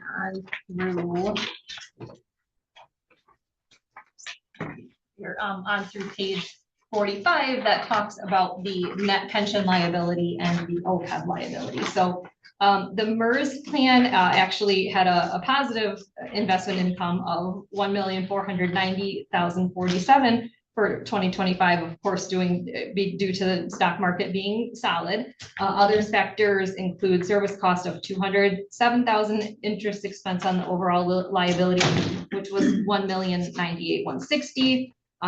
Change in the actuarial assumptions, payments to retirees, and current year contributions. There was an overall decrease to the liability of $924,000, and we were ending the year at, rounding wise, rated about $5 million. So, and then on that same thought, page 45, the OPEB liability also had a decrease, and that decrease was $686,335, ending the year at $190,204. Any questions on the notes at all? Yeah, run through that again. Okay. Sorry. Okay, I will try. Okay, I'm sorry. So, yeah, no, Trying to find it. Yep, and so the chart that is on 42 kind of lays out, so we have the balances at January 1st, 2025, beginning of the year, and kind of all of these things that we go through here, the service cost, interest, any changes in what assumptions were made, estimates that were made by the actuarials, employer contributions and employee contributions, the net investment income, like all of those items go into, and so the net change in the liability, so meaning like what the county would essentially be on the hook for your pension liability, went down $924,000. I'm rounding there, but it went down that much. Balance at the end of the year was just over $5 million for the net pension liability.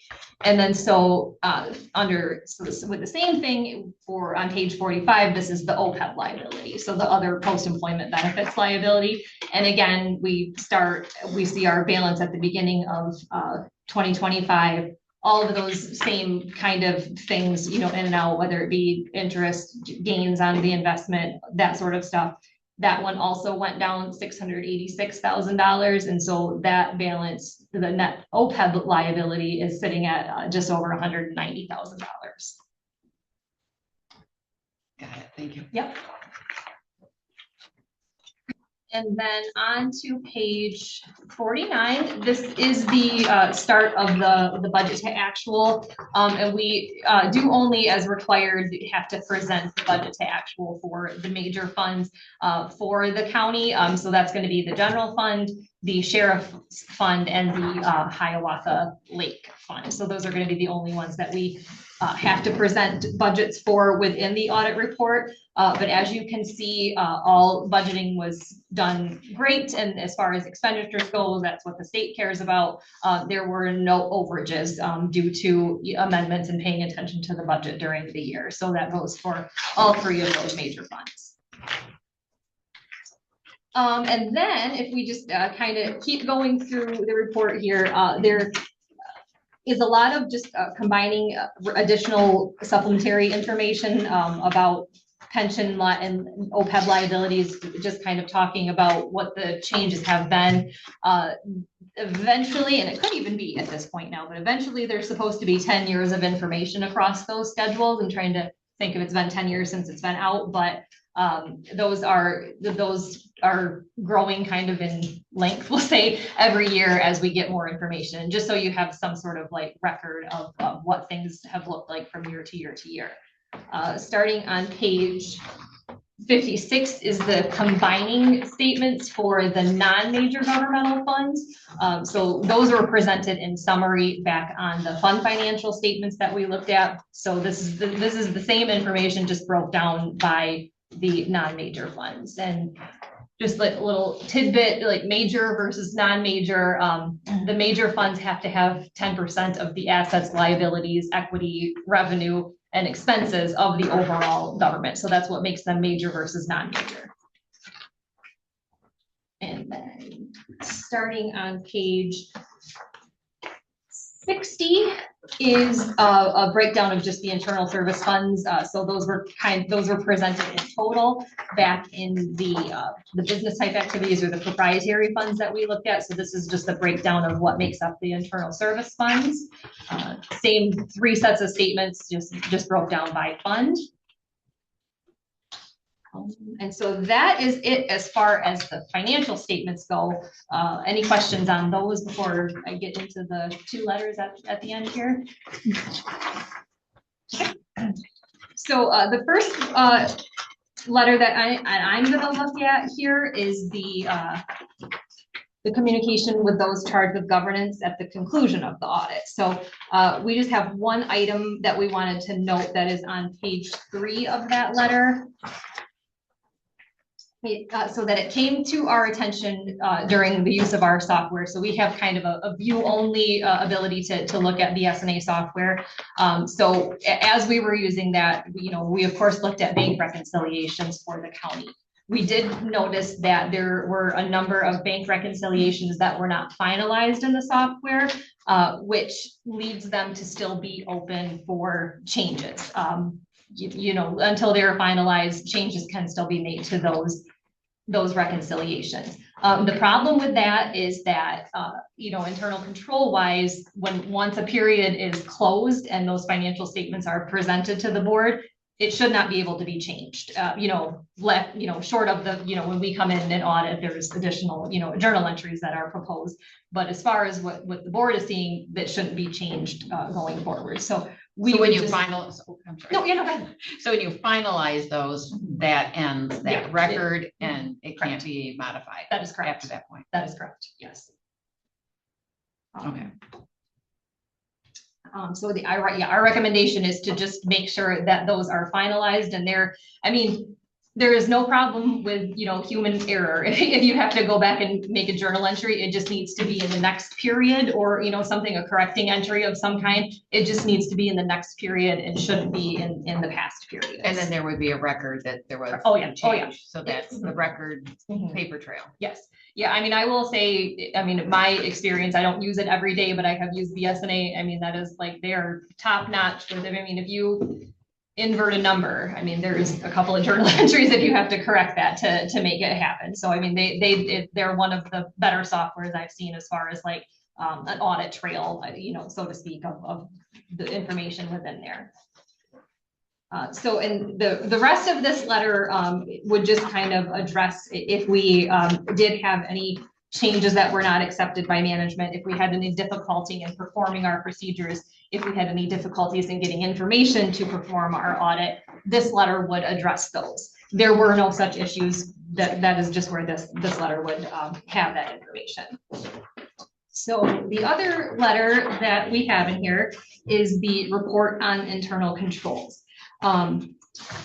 So due to recent changes in our standards, the generally accepted auditing standards, we no longer have to report that our firm is preparing the audit report on your behalf as long as we document it somewhere else that we're doing it. So it doesn't have to be something that is a part of your audit report. In the past, I believe that has been something that has been on this particular letter, but you will no longer be seeing that.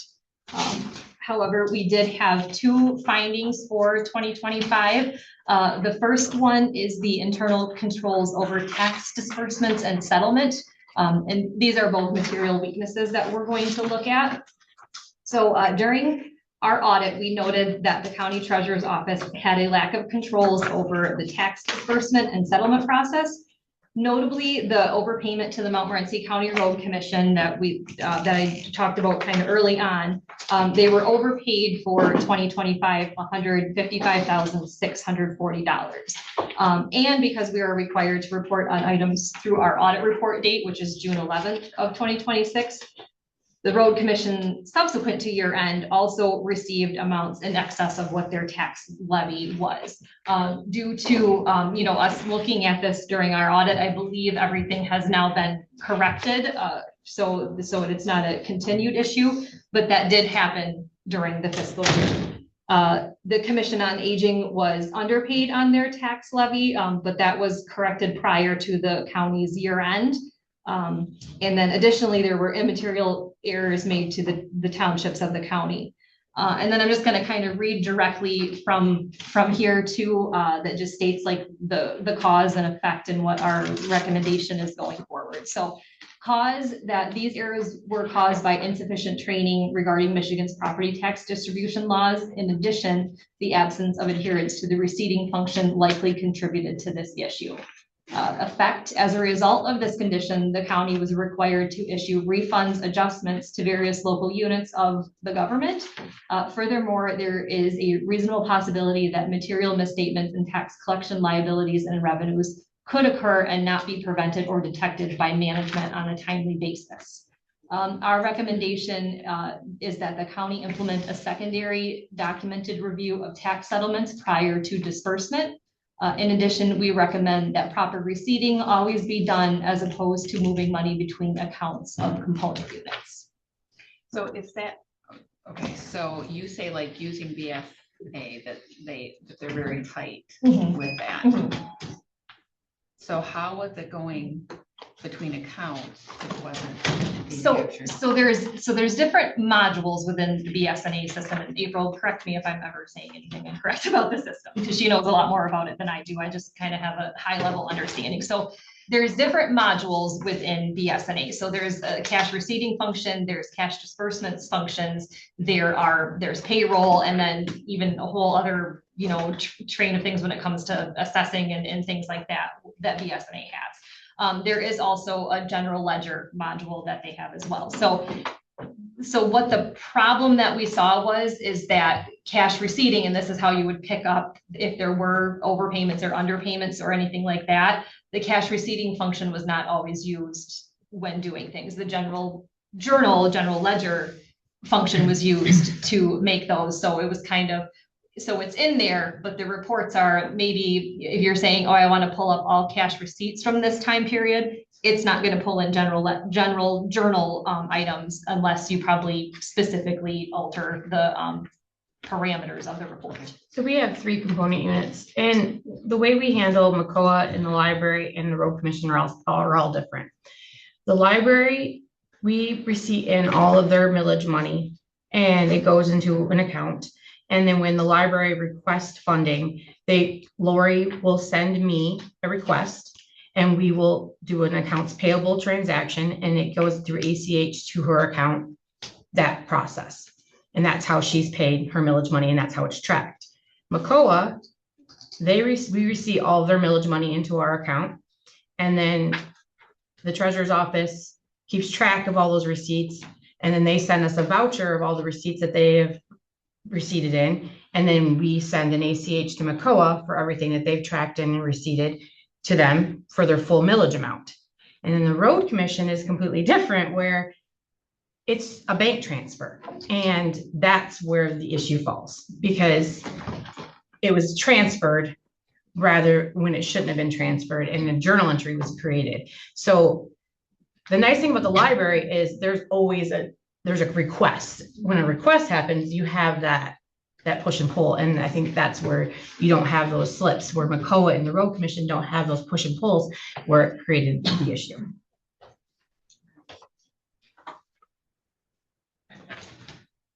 Okay, and then the other finding for 2025, finding number 2, was material financial statement adjustments were required. So sounds kind of broad, but and as I mentioned earlier, we had proposed a total of 40 journal entries. But the ones that we had material impact on the financial statements. So the initial trial balance that we received, which is going to be like our debits or credits that we're going to end up actually auditing when we come here, to do our field work. So that initial one that we received had in the general fund was showing there were some cash accounts that had negative $5 million. there were the proprietary funds, the tax collection funds had accounts that had negative $6 million. Offsetting, there were other cash line items in there that were more positive than they should have been. So we did work with the treasurer's office to see what the problem was there. No money was missing. It was just a matter of that, from our understanding is that after certain, a disbursement run was done, there was not money transferred within the actual BSNA software. So these amounts just kind of hung out at this really large amount and this really negative amount. So, when we see that though, we go, boy, that's a really big number. So, and I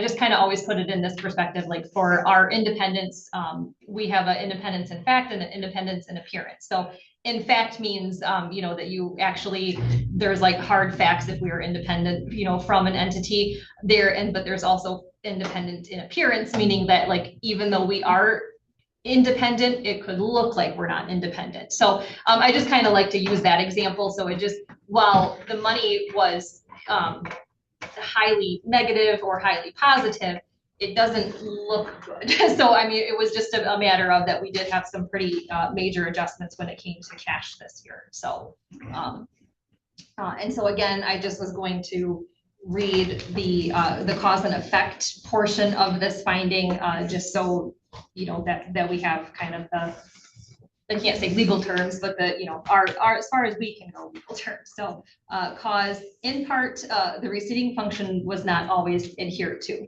Under state law, specifically MCL 48.4, all funds received must have receipts issued and accounted for in the proper revenue accounts. Moving money from one account to another, either within the county itself or the component units, violates this law and does not leave a proper audit trail. It is likely that the material weakness identified in 25-01 could have been avoided if proper receipting had been performed. Secondarily, substantial cash adjustments were needed because cash was not properly allocated between the funds after payables were ran.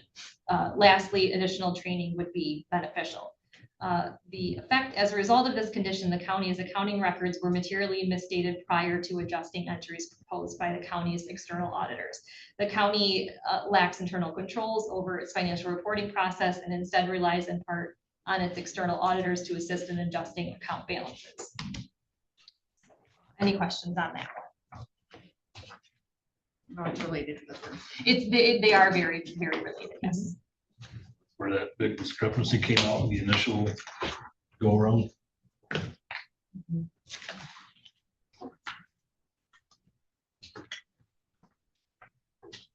That is all I have today. If there are any additional questions for me. And you'll notice like the large increase in the transfers out on our reports is because of those journal entries that Sandra and I had to work on to correct a lot of these errors. Yes.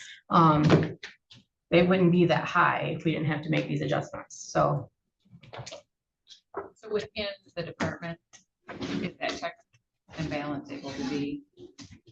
So attached to the audit, I gave you guys this in your report. After going through the audit with Sandra and Julia, we have to approve the audit. It has to go to the state and it has to get submitted. But we also need to put in place some corrective action. But I've also talked to Lindsay, and I met with BSNA. We had talked about the training that we were going to get in the office. So this part, not only does it talk about approving the audit, but it also talks about a corrective action plan to figure out ways to fix those problems that are happening in that office, but also having BSNA on site for 3 days for proper training in that office. And then I also have talked to Camille and Lindsay too about, getting some things set up in the office so that some of those corrections can be taken care of. So Process that will. Yeah. Yeah. Any other questions? Thank you.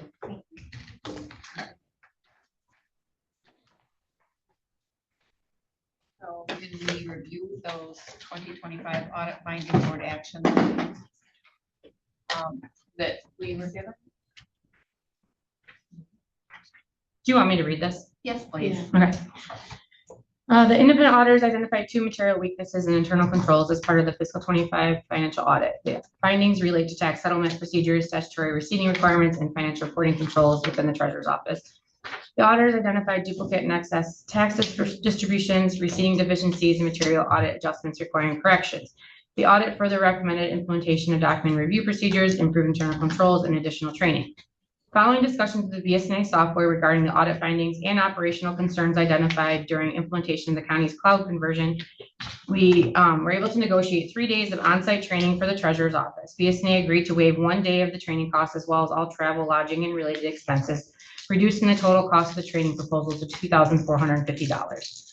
So I'm asking the board to approve the financial audit. Also, we will have to require a corrective action plan and then also approve that training, and it would be paid out of the delinquent tax revolving fund because it is about tax receiving.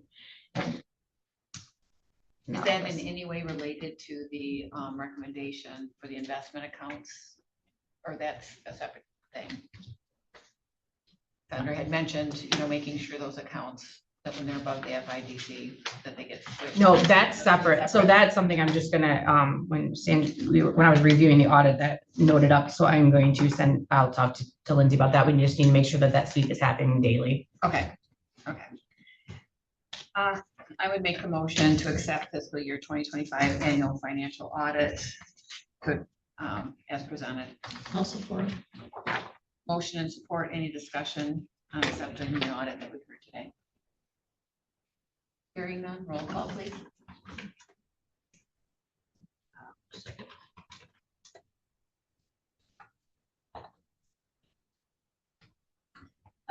Bob, Yes.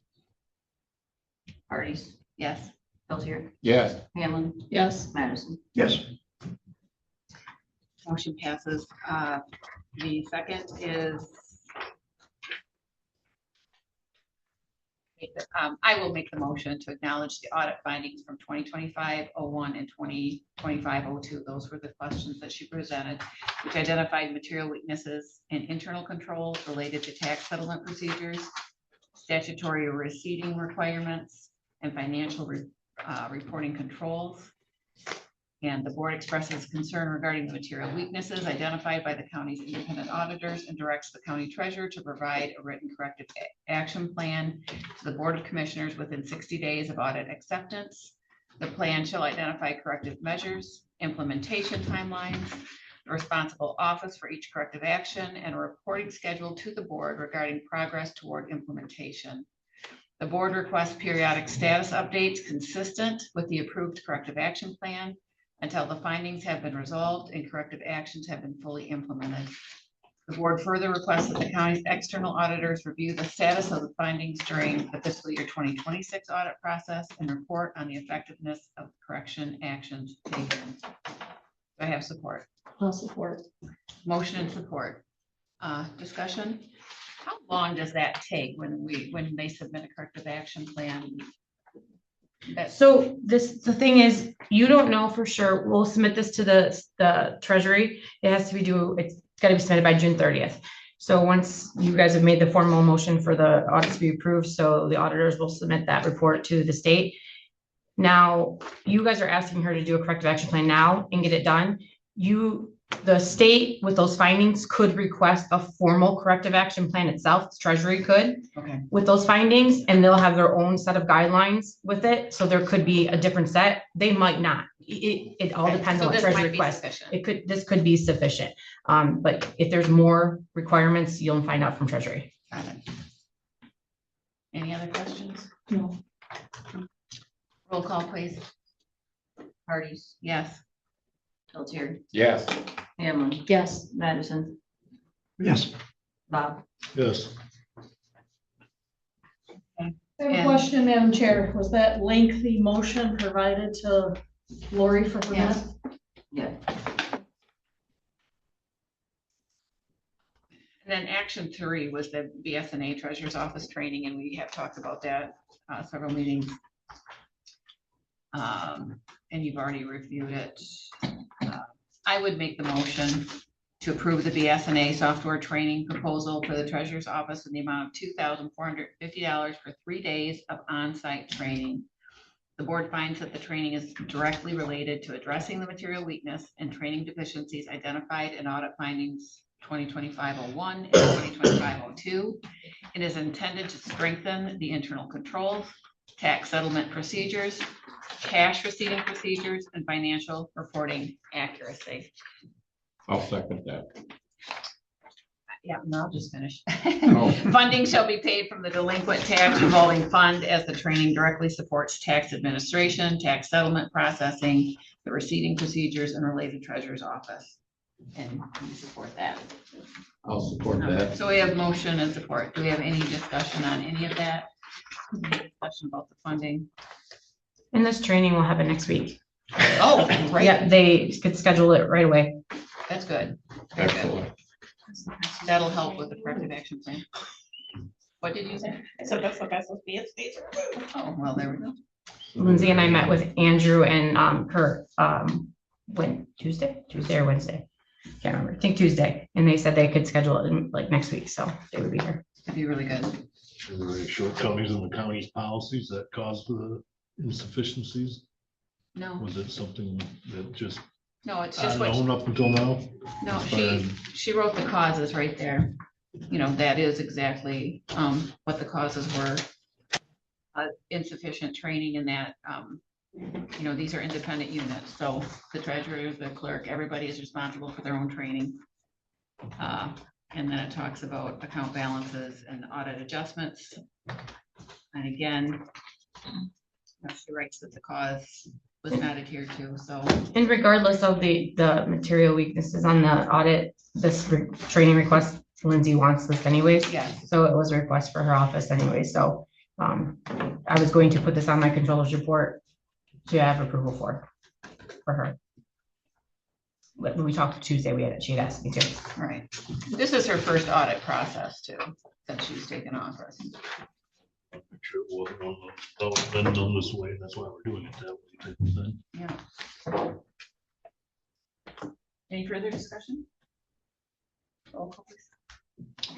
Stelter, Yes. Hanlon, Yes. Madison, Yes. Bob, Yes. Hardee's. Yeah.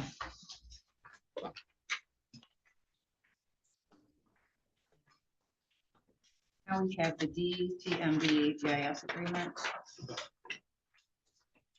And that's the Michigan Department of Technology Management and Budget. They developed a new data sharing agreement. What is your opinion of this? Yes, we do. It's essentially, we trade them our parcel layer and our address points from the 911 system, and they give us a multi-$1,000 aerial. Oh. Otherwise, we'd have to buy aerials, and I don't want to do that.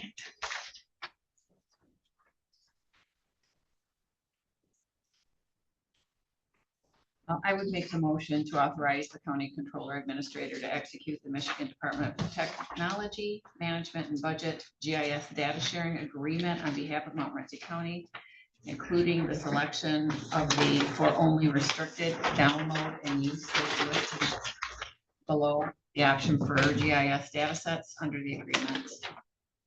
And we will give Amber, the equalization director, is designated as the county GIS data set contact and technical representative for purposes of administering and updating the GIS data under the agreement. Do I have support? I'll support. Motion and support, any discussion? So this is just an agreement. There's no money exchange. No, it's a completely free program. The other option that they had was that they could just give away everything we have to anyone who requested for free, which would cut into the revenue of us selling said data that we currently have.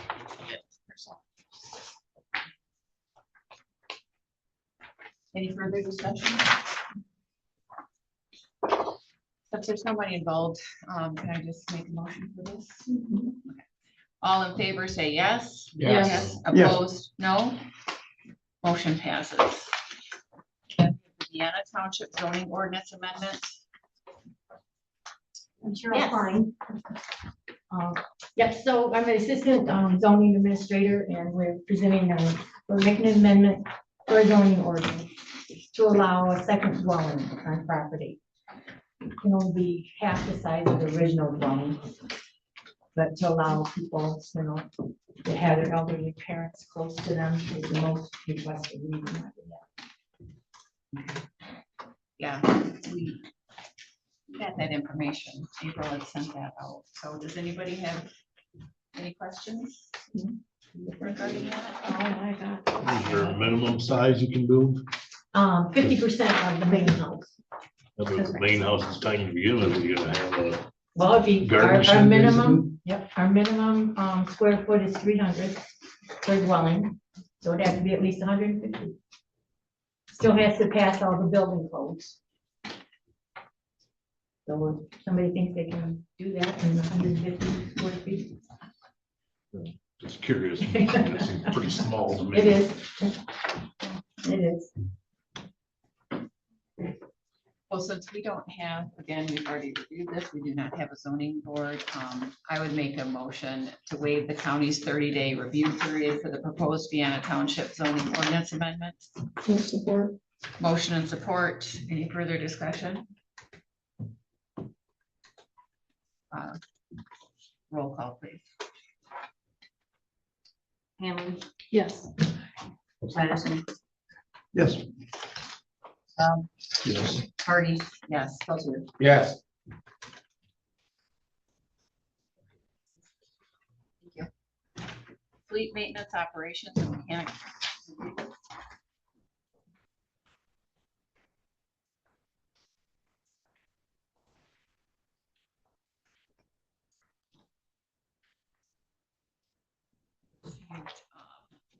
Fleet maintenance operation mechanic position review from administration. And it's discussing the patrol vehicles. 5 leased patrol vehicles were delivered on April 29th, 2026. We had purchased all the necessary upfitting, equipment and materials. The original equipment order totaled $25,104.25. However, since then, there has been additional equipment and materials subsequently required, bringing that total investment in upfitting parts and equipment to $34,657.83. And we supported that. That has come through us. These equipment costs would have incurred regardless of whether installation work was completed in-house or by an outside vendor. During the project planning, and this is kind of where the question becomes interesting, the county considered utilizing an outside upfitter. We did discuss that. There was, I think, a place not Roscommon or Grayling. The quoted labor cost was roughly $3,200 per vehicle with an anticipated completion time of approximately 2 weeks. And that was a completion time for all 5 vehicles, correct? It's 2 weeks per vehicle.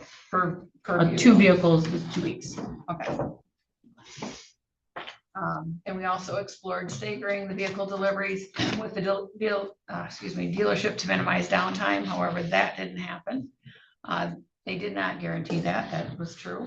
The county ultimately elected to complete the installations in-house based upon the expectation that the work would be completed within 2 to 4 week intervals.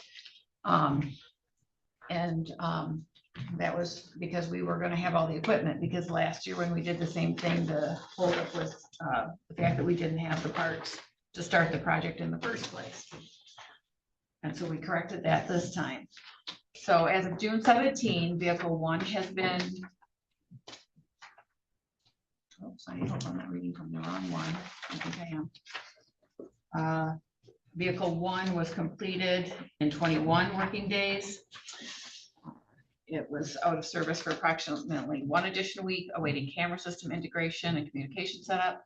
Vehicle 2 has just been completed.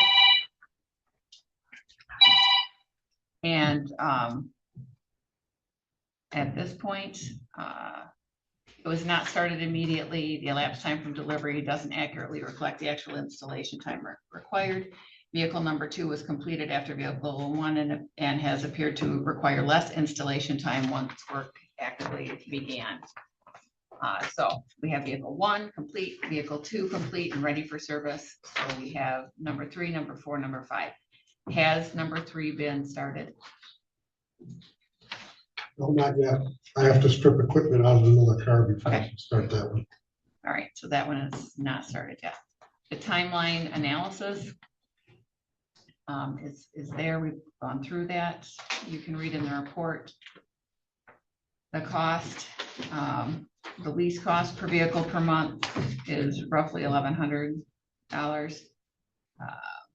And so when you don't have three, when we have three remaining, that cost is going out despite there not being in use. And the majority of this equipment was purchased new. The only thing was we did consoles, correct? Consoles, partitions, everything were used. Radios, camera systems. We purchased. You only purchased 2, you bought 5 cars. Okay, so the 3 radios were swapped.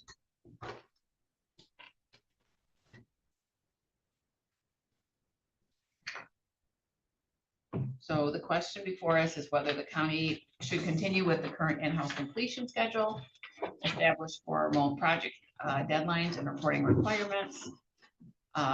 Implement a hybrid approach utilizing outside vendors if timelines are not met, or transition the remaining vehicles to an outside upfitter to accelerate deployment and reduce ongoing lease options.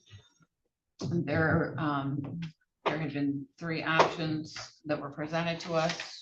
You're always open to provide other options. Do you want me to go through the options, or option 1 is continue in-house completion, allow vehicles 3, 4, and 5 to be completed in-house. Advantages, the requirements would be a written project schedule, weekly status reports to administration. Mary, since you have Bernie here, ask him your questions, because you keep asking me the questions and I have to go through, so I prefer you to just ask him up and ask your questions. I'm just trying to see him through, I'm sorry. So I'm just going through the requirement of the options. Estimated completion dates for each remaining vehicle, and provide monthly board updates on status. The advantages, there would be no additional contract labor costs. Work would remain in-house, allows the project to continue without disruption. And again, the disadvantages obvious. The timeline still is uncertain. Continued lease costs while vehicles are unavailable, and doesn't necessarily address ongoing accountability and communication concerns. The second option presented was hybrid approach, administrative recommendation, which allows 3 to continue if work had already begun, and direct administration to obtain quotes for outside upfitting of vehicles 4 and 5, and return those quotes to the board. Establish firm completion deadlines for vehicle 3 and require weekly reporting to administration. If deadlines are not met, authorize administration to proceed with outside upfitting of the remaining. And that would be paid via the millage surplus fund available. The advantages: protects work that's already completed, maintains the project momentum, provides accountability and measurable deadlines, creates a contingency plan if delays continue, and balances cost control with operational needs. The disadvantage, it just requires more active oversight and monitoring, and potential additional labor costs if outsourcing becomes necessary. And we already have the amount that would relate to. That's the $3,200. And third would be to outsource the remaining vehicles, which to coordinate outside upfitting of vehicle 3, 4, and 5 if 3 had not been started. Probably most predictable completion of timeline, accelerates fleet deployment, reduces future lease costs more quickly, provides fixed vendor accountability and scheduling. The disadvantage: additional contract labor costs, and can require coordination of equipment transfers, like you said, the petitions and the consoles and the radios. If work has already been done on vehicle 3. So it could result in potential duplication of effort if significant work has already been done. Is there anything you would like to add, Bernie? Nope. Except for, I don't know if your estimate for transferring or putting equipment in counted pulling equipment from a car. I doubt that was considered at all. There's significant differences in cost between buying a full partition kit and a transfer kit, which is the way we elected to purchase equipment. What's the transfer? It was a transfer, yes.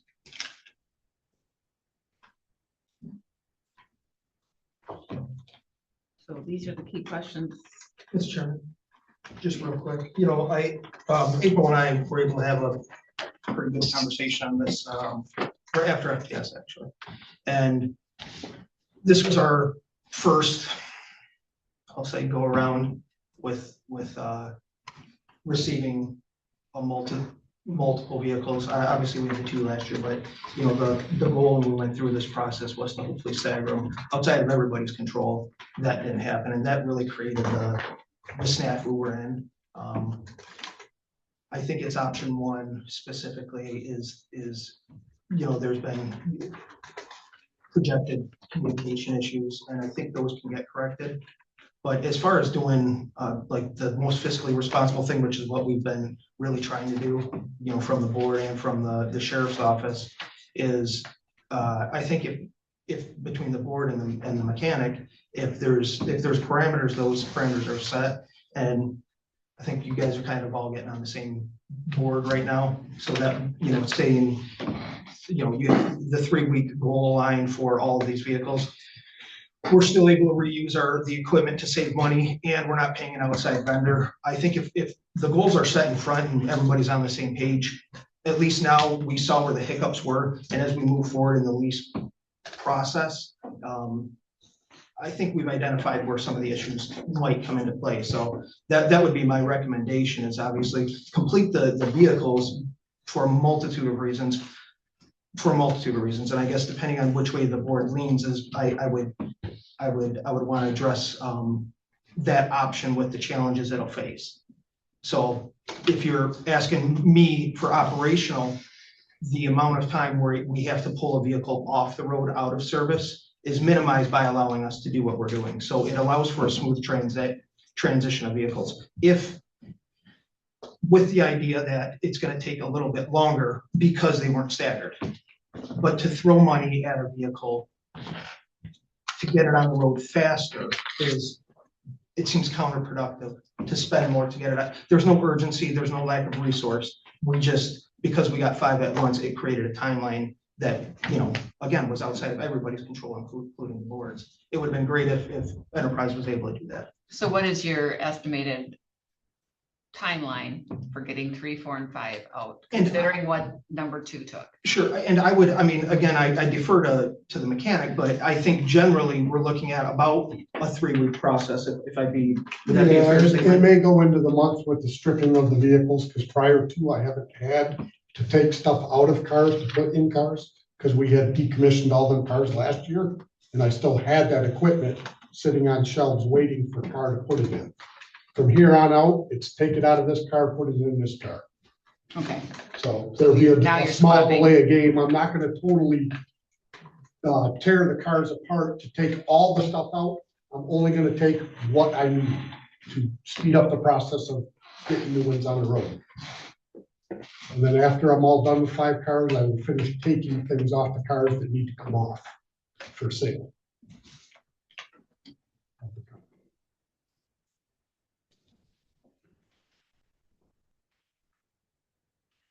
Really saving us any money by doing that? Because if the upfit per car is $3,200, it's like $90,600.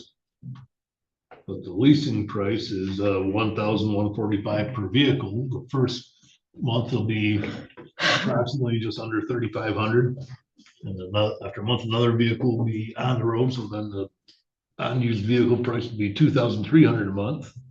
And the last one would be $1,145, and that, the 3-month period to get all 3 cars on the road would be $7,000. That's the difference of $2,600 cheaper by continuing to do it the way we are. So we're not saving any money by being in a rush to get them on the road and paying $3,200 per upfit. We're not saving any money by not having them on the road compared to paying for them and not being able to use them from the lease. Because we're looking at 9 weeks, possibly 10, giving a snafu to get all 3 on, if the 3-week timeline holds true. Any way, I mean, would have been nice if they could have staggered them, but that didn't happen.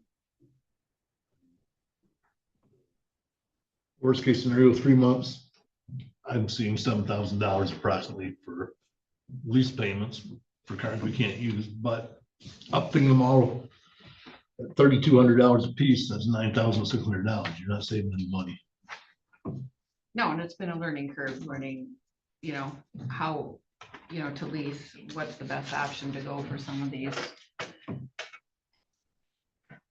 Some of these needs like the upfitting and swapping and that kind of thing. That's it. You can make the 3-week timeline. So That's what the second- 3-week timeline. It would save you even more money if it was a 3-week timeline if we continued with the mechanic. Right, and that's approximately what the second car took, correct? Was the 3-week? Yeah. Yeah.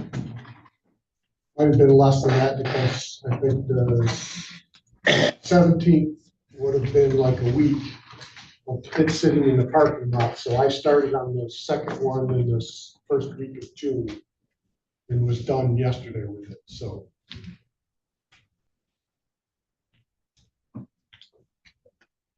Okay, what's the board's pleasure? Open for a motion. Make a motion to go with the first option of keeping them within the county. Support. We have motion and support. Do we have any further discussion?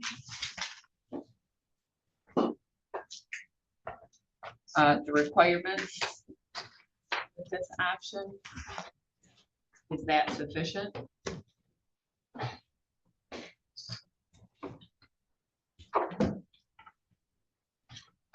And those updates go to the administration. They don't come to us. And the administration is, of course, the controller.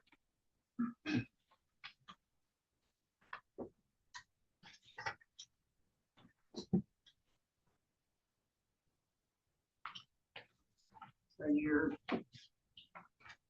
motion is to keep the position as it is, but are you putting requirements? Like, do you have a copy of these requirements? But I don't believe I have what you have.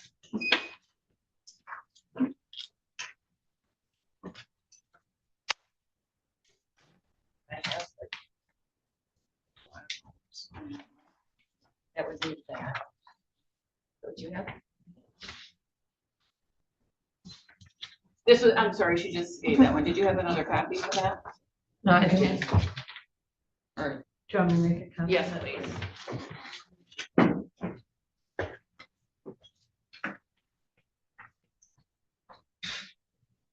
Somebody have a clean. Oh, this is what I'm referring to right here, this returns. I guess that's the only thing I would like is if it does go through to possibly put weekly instead of monthly. I can write one right here. Because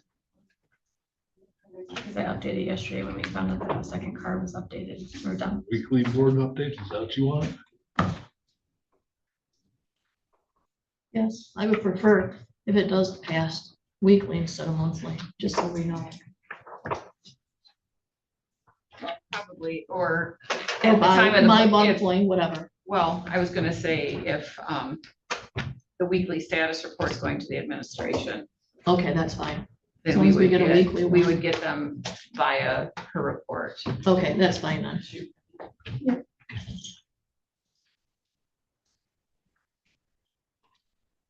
That's fine. Yeah, that's back to what it was. You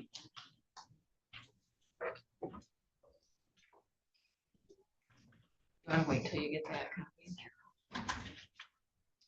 The same thing that I have. Yeah, it was the new one that April had updated. Okay. The change of yesterday.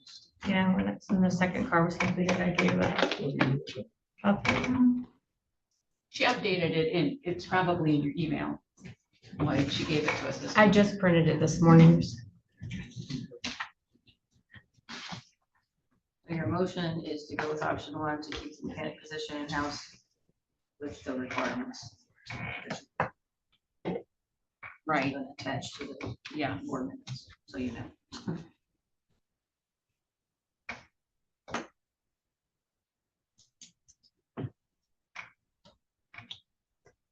I need to know also, Chad, this is probably more specific to you. I need to know, the plate number assigned to each VIN number, if you know that ahead of time, so I can let Chris know he's asking those questions. Not know that. Some of the cars, we were transferring plates and stuff with the car. Some of them we can't do that too, because like the new marine vehicle, retain its plate number and to stay with that VIN and its fuel card. So that kind of puts a snafu with adding things too. You have to add a new card. So when you're asking what is Chris, like, So once it's. each car will have a fleet card with a specific VIN. Yep. So the cards I order for each car has a VIN number attached to it. So Yep. those fleet cards will be assigned to the cars. But when I have to let Chris know which ones are coming off the road, I need to know the VIN number and the plate assigned to it. Okay, but you just need to know that when it's gonna be off the road. I need to know when it's going on the road too. Yeah, that won't be a problem. Okay. So when we kind of have that. one Because coming I on, told one him the coming off. 5 VINs that we ordered. Right. The leases that we have, but he wants to know, When the decommissions are off the road, not being driven anymore, they can be dropped. but he also wants to know what plates are going on the new VINs. Yeah, that's not a problem. Because like, you said plate 12, and I didn't have that on my list. Yeah, it was a car that we used to have as well. Right, it was an added plate. Okay. Yeah. It's been 2 years out of this. Might be easier if I send you my list and you just check if all my plates are right. Do you have it? Okay. So the requirements, are we leaving as is? Or did you want further adjustments? We still I'm have a fine with motion on it the floor. because she had a weekly status, so I'm fine to wait. Just roll on option 1. Okay. No further? Roll call, please.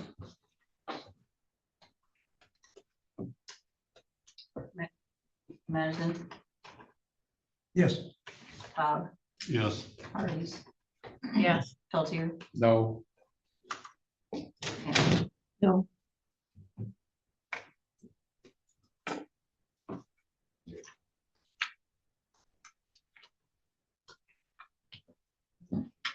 And that is the end of our agenda. And is there any, is everyone good? Without objection, we will adjourn. It is 11:25.